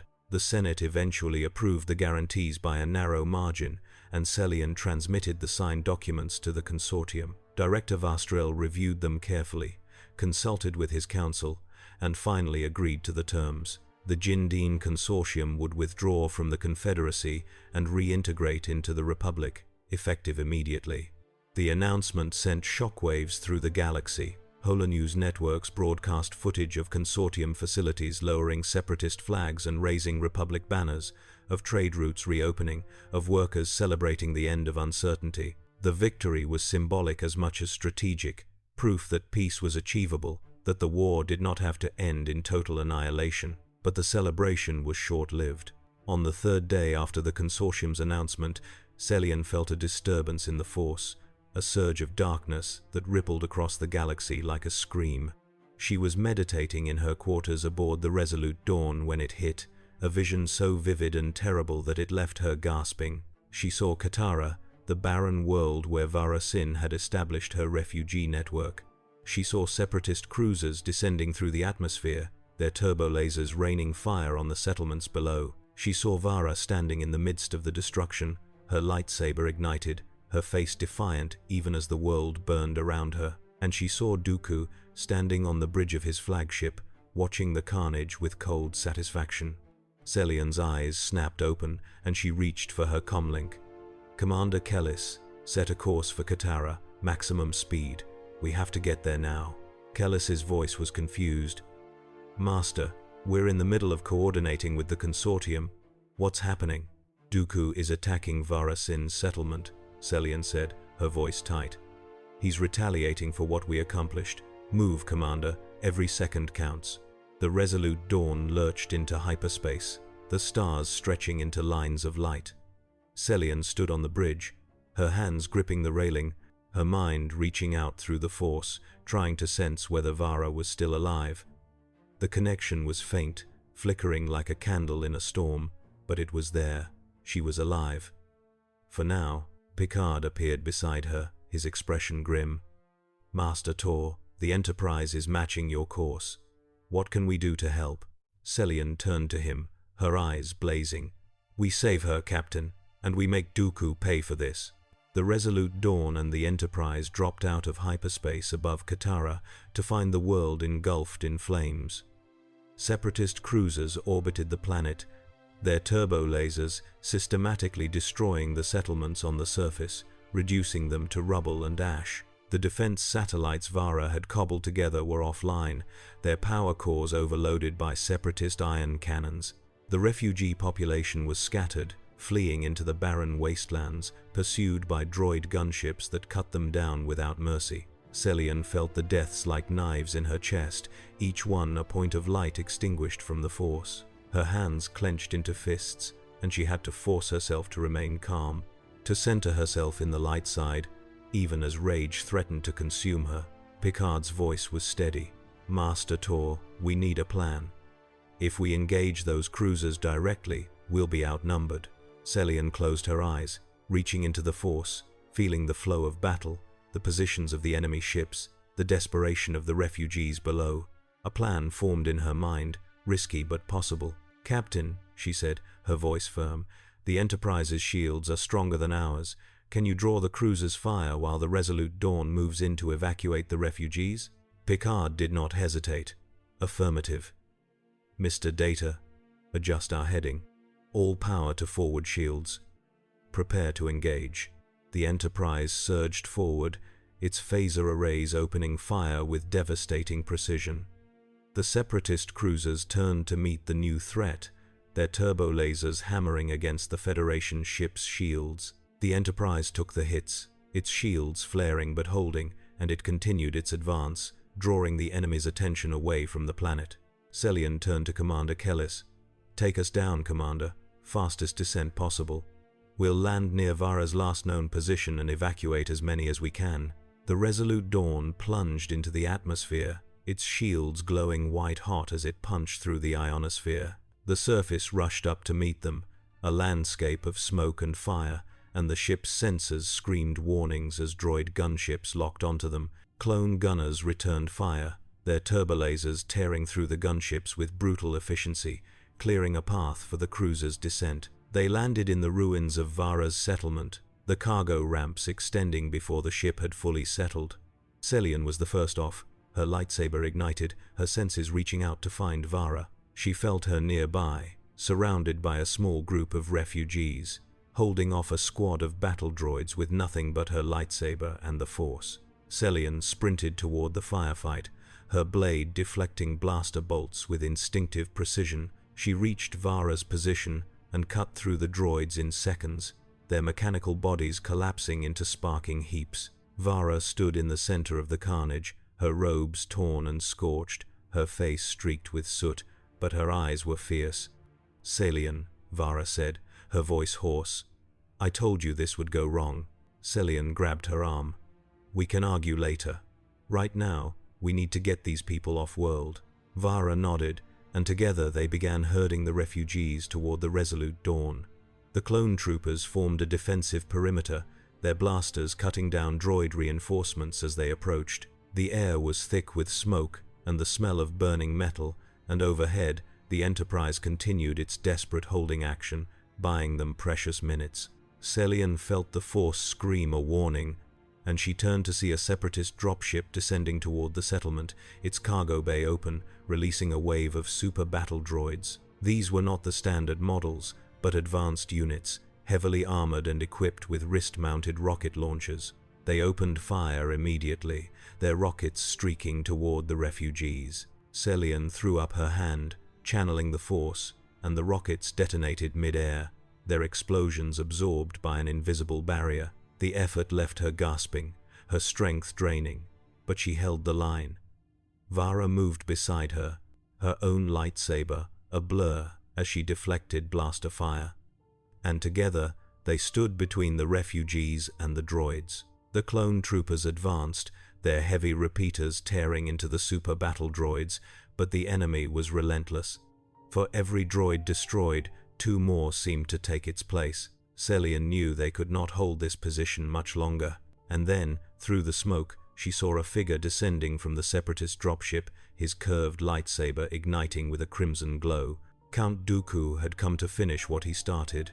He strode toward them with the confidence of a predator, his dark robes billowing in the wind, his presence in the Force a void that swallowed light. Celian felt Vara tense beside her, and she knew that together they might stand a chance. But the refugees would be caught in the crossfire. Dooku stopped a dozen meters away, his lightsaber held casually at his side. "Master Tor, how persistent you are. I had hoped the destruction of this pathetic settlement would discourage your meddling. It seems I was mistaken." Celian stepped forward, her lightsaber raised. "Dooku, this ends now. You cannot win by slaughtering innocents." Dooku's smile was thin and mocking. "Innocents? These refugees are pawns, Master Tor, just as you are. The war is a game, and you are merely pieces to be moved and sacrificed. You think you are fighting for peace, but you are only prolonging the inevitable." Vara spoke, her voice cold. "You were a Jedi once, Dooku. You knew what it meant to protect the weak, to serve the Force. What happened to you?"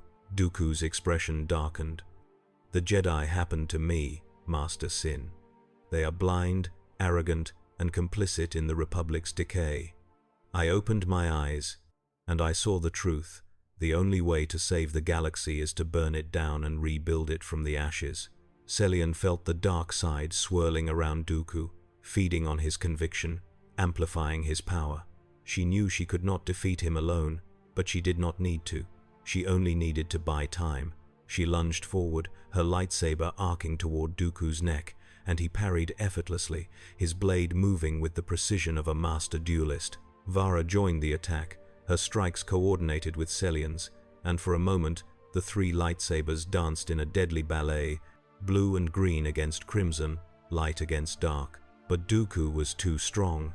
He countered their strikes with ease, his blade moving in elegant arcs that forced them back. He raised his free hand, and Force lightning erupted, slamming into Vara and hurling her across the battlefield. She hit the ground hard and did not rise. Celian screamed, her rage and fear threatening to overwhelm her, but she forced herself to remain centered. She could not defeat Dooku through anger. She had to trust the Force. And then, through the chaos, she heard Picard's voice over the comlink. "Master Tor, the Enterprise has disabled the Separatist cruisers. We are moving into position to provide orbital support." Celian risked a glance upward and saw the Enterprise descending through the atmosphere, its phaser arrays charging. Dooku followed her gaze, and for the first time, she saw uncertainty in his eyes. Picard's voice rang out across the battlefield, transmitted through external speakers. "Count Dooku, this is Captain Jean-Luc Picard. I am targeting your position with full phasers. You have 10 seconds to withdraw, or I will fire." Dooku's expression twisted with fury. "You dare." 9 seconds, Picard said calmly. Dooku raised his lightsaber, preparing to strike Celian down, but she could see the calculation in his eyes, the realization that he could not survive an orbital bombardment. 8 seconds. Dooku snarled, his rage palpable, but he lowered his blade. "This is not over, Captain. You have made an enemy you cannot comprehend." He turned and strode back toward the dropship, his droids following in his wake. The vessel lifted off, disappearing into the smoke-filled sky, and the battle was over. Celian collapsed to her knees, her strength spent, and Picard's shuttle descended to the surface moments later. He rushed to her side, his expression concerned. "Master Tor, are you injured?" Celian shook her head, her voice weak. "I'm fine, but Vara..." They found Vara lying where she had fallen, her breathing shallow, her body scorched by the Force lightning. Picard called for medical assistance, and Dr. Crusher materialized via transporter, her tricorder already scanning Vara's injuries. "She's stable," Crusher said, her tone professional. "But she needs immediate treatment. I'm beaming her directly to sickbay." Vara disappeared in a shimmer of light, and Celian felt a wave of relief. She turned to Picard, her eyes filled with gratitude. "Thank you, Captain. If you had not intervened..."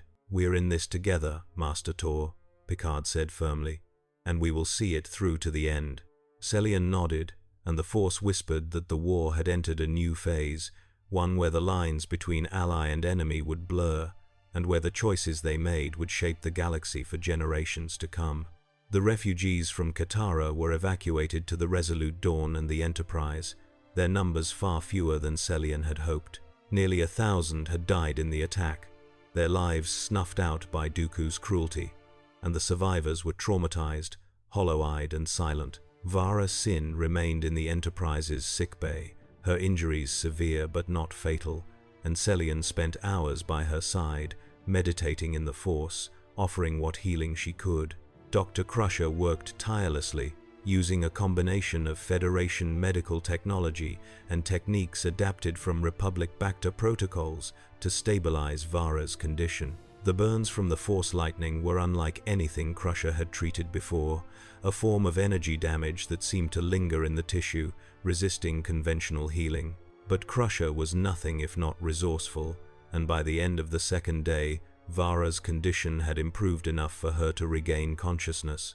Celian was there when Vara opened her eyes, her expression a mixture of pain and defiance.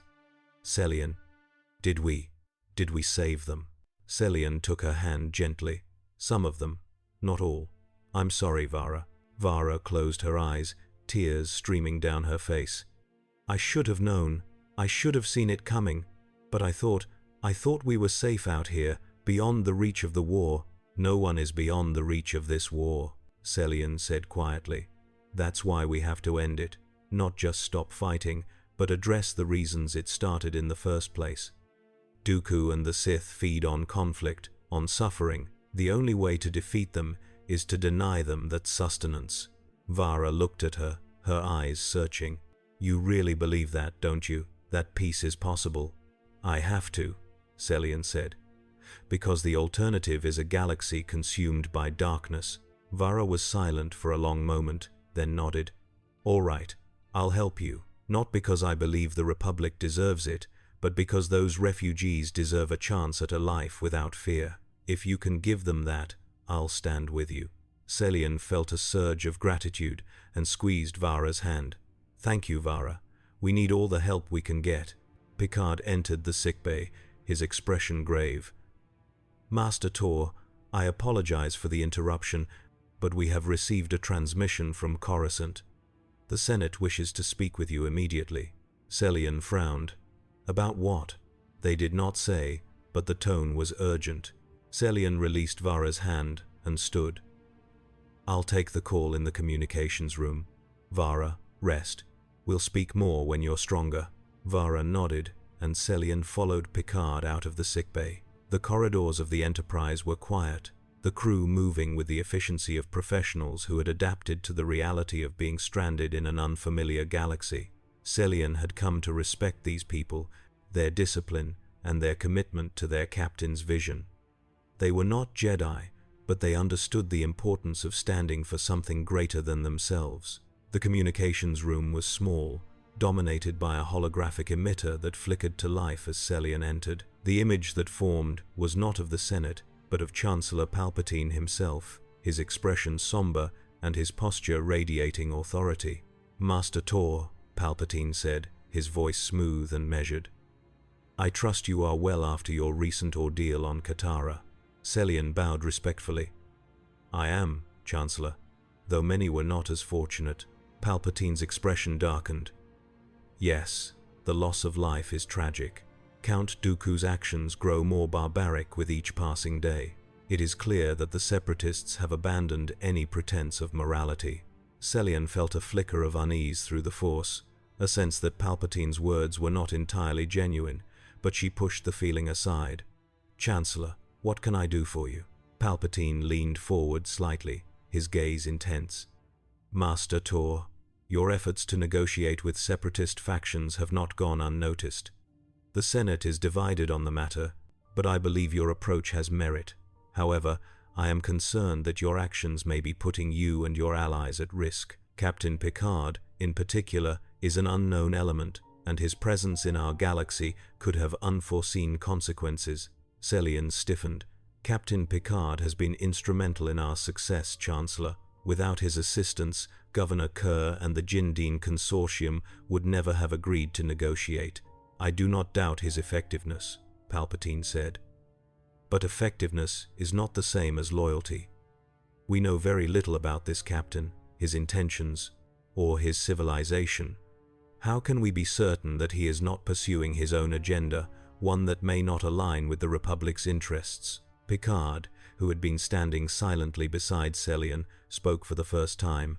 Chancellor, I assure you, my only agenda is to help bring about peace. I have no interest in the internal politics of your galaxy beyond ending the suffering caused by this war. Palpatine's gaze shifted to Picard, his expression inscrutable. A noble sentiment, Captain. But nobility does not guarantee wisdom. The galaxy is a dangerous place, and even the best intentions can lead to disaster. I urge you to proceed with caution. Celian felt the Force ripple with warning, and she realized that Palpatine's words were not a mere caution, but a veiled threat. He was testing them, probing for weaknesses, and she knew that they had to tread carefully. Chancellor, Celian said, her tone firm, I take full responsibility for Captain Picard's involvement. If there are concerns, they should be directed at me, not at him. Palpatine's smile was thin. Of course, Master Tor. I merely wish to ensure that you are aware of the risks. The Senate will continue to support your efforts, but I ask that you keep me informed of your progress. The war demands transparency, especially from those who wield such influence. Celian bowed her head. Understood, Chancellor. The holographic image flickered and faded, leaving Celian and Picard alone in the communications room. Picard's expression was thoughtful, his gaze distant. Master Tor, he said quietly, the Chancellor's concerns were not entirely without merit. But I sensed something else beneath his words. A calculation, as if he were weighing how to use this situation to his advantage. Celian nodded slowly. The Force warns me of the same. Palpatine is a skilled politician, and he has amassed considerable power during the war. Some Jedi believe he has become too powerful, that the emergency measures he has enacted erode the very democracy he claims to protect. Picard's gaze sharpened. And yet, the Senate continues to support him, because they are afraid, Celian said. The war has made them desperate, and desperation leads to poor decisions. Palpatine offers them security, stability, and the promise of victory. They are willing to sacrifice their freedoms for those promises, even if they do not realize it. Picard was silent for a long moment, then spoke with quiet intensity. Master Tor, in my experience, those who seek power in times of crisis rarely relinquish it when the crisis ends. If Palpatine is as dangerous as you suggest, then he may be the greatest threat to the galaxy, not the Separatists. Celian felt a chill run down her spine. The Force whispered its agreement, and she realized that Picard had articulated a fear that many Jedi shared, but few dared to speak aloud. Captain, she said, her voice barely above a whisper, you may be right, but proving it and stopping it will require more than diplomacy. It will require uncovering the truth about who Palpatine really is, and what he plans to do once the war is over. Picard met her gaze, his expression resolute. Then that is what we must do. Together. The Force sang with approval, and Celian felt the threads of destiny weave tighter around them, drawing them toward a confrontation that would determine the fate of the galaxy. The path forward became clear in the days that followed. Celian, Picard, and Vara Sin convened aboard the Resolute Dawn, joined by Data and Commander Kellis, to discuss their next steps. The refugee crisis on Katara had galvanized support for their efforts, and several separatist worlds had quietly reached out, expressing interest in negotiating terms similar to those achieved by Questal Prime and the Jindine Consortium. But the shadow of Dooku's attack loomed large, a reminder that the Sith would not allow peace to take root without a fight. Picard stood at the head of the briefing table, his hands resting on its surface, his expression grave. We have made significant progress, but we are at a critical juncture. If we continue to pursue negotiations without addressing the underlying threat posed by the Sith, we will only be treating the symptoms of the war, not its cause. Vara, still recovering but insistent on participating, leaned forward. Captain, what are you suggesting? That we hunt down Dooku and his master? Not hunt, Picard said. Expose. The Sith have manipulated this war from the shadows, and their power lies in their secrecy. If we can reveal their involvement to the galaxy, if we can show the people of the Republic and the Confederacy that they have been pawns in a larger game, we can undermine the Sith's influence. Celian nodded slowly. The Council has suspected for some time that the Sith Master is someone within the Republic, someone close to power, but we have no proof, and without proof, any accusation would be dismissed as Jedi paranoia. Data spoke, his tone analytical. Captain, if the Sith Master is indeed within the Republic government, it is likely they have taken extensive precautions to conceal their identity. Exposing them would require not only evidence but also a platform from which to present that evidence in a way that cannot be ignored or suppressed. Picard's gaze was distant, his mind clearly working through the possibilities. Then, we must create that platform, a public forum where the truth can be presented without interference, where the galaxy can see the evidence for themselves and draw their own conclusions. Kellis frowned. Captain, the Senate is controlled by Palpatine and his allies.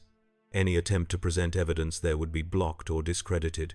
Then we do not present it to the Senate, Picard said. We present it to the people. A galaxy-wide broadcast transmitted simultaneously across every holonet node, impossible to suppress or censor. Vara's eyes widened. That's audacious and incredibly dangerous.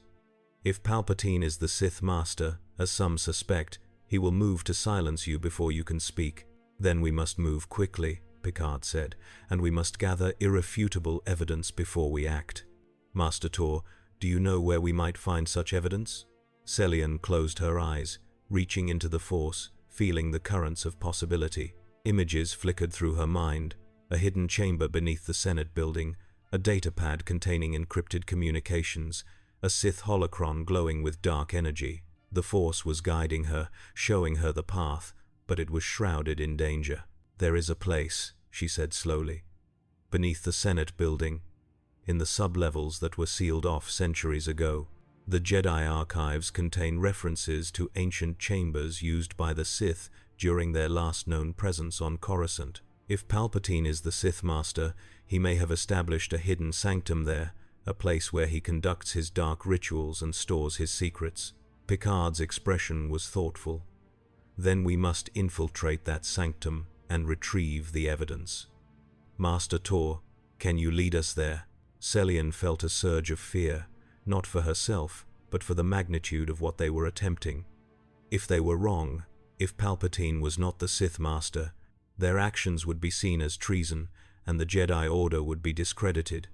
But if they were right, and they succeeded, they could end the war and save the Republic from falling into darkness.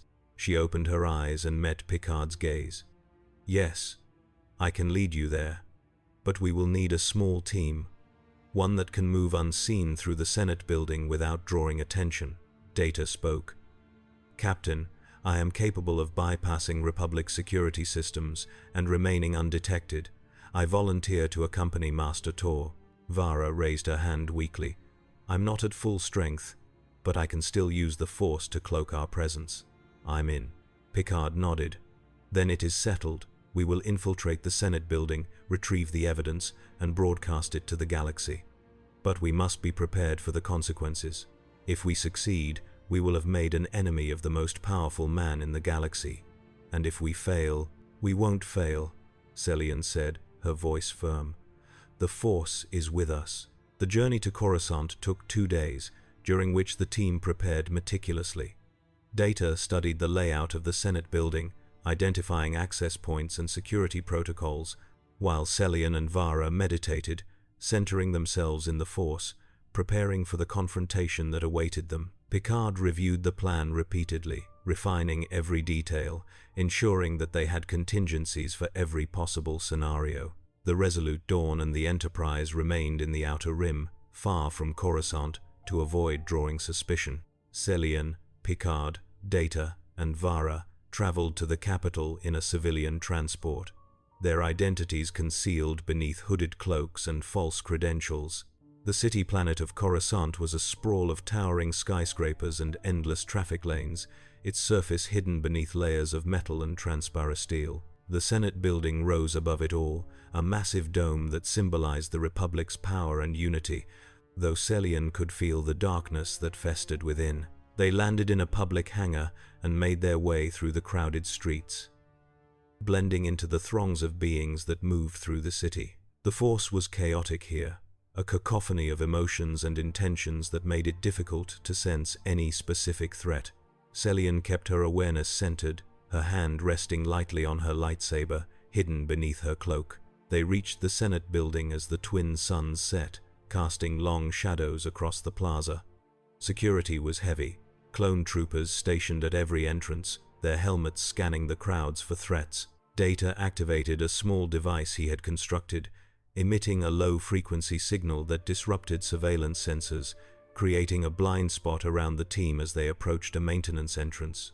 Vara reached out with the Force, manipulating the minds of the guards stationed at the entrance, convincing them to step aside and ignore the team's passage. The door slid open, and they descended into the sub-levels, the air growing colder and staler as they moved deeper into the building's forgotten depths. The corridors here were ancient, lined with stone rather than metal, their walls carved with symbols that predated the Republic. Celian felt the dark side pressing against her, a weight that grew heavier with each step. This place had been touched by the Sith, and their presence lingered like a stain. Data consulted his tricorder, scanning for energy signatures. "Captain, I am detecting a chamber approximately 50 meters ahead. The energy readings are consistent with advanced technology and something else. An anomaly I cannot identify." Celian felt it too, a pull in the Force, drawing her forward. "That's it, the sanctum." They moved cautiously, their footsteps silent on the stone floor. The corridor ended at a heavy door, its surface inscribed with Sith runes that glowed faintly in the darkness. Celian placed her hand on the door, feeling the dark side surge around her, testing her resolve.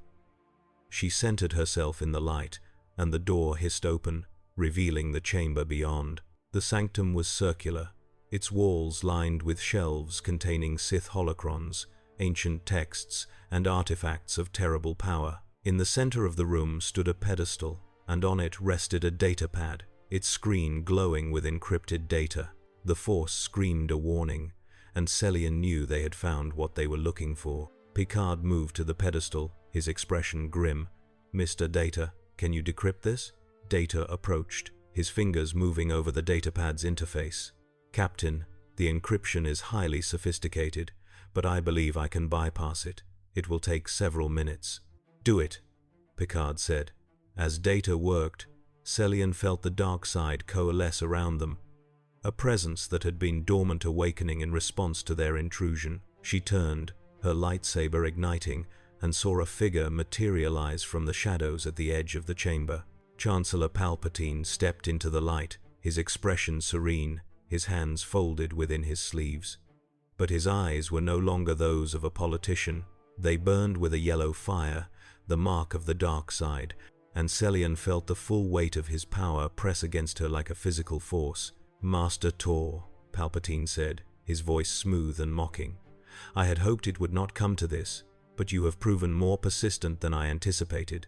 Celian raised her lightsaber, her voice steady. "Palpatine, or should I call you Darth Sidious?" Palpatine smiled, and the air around him seemed to darken. "You may call me whatever you wish, Jedi. It will not change your fate."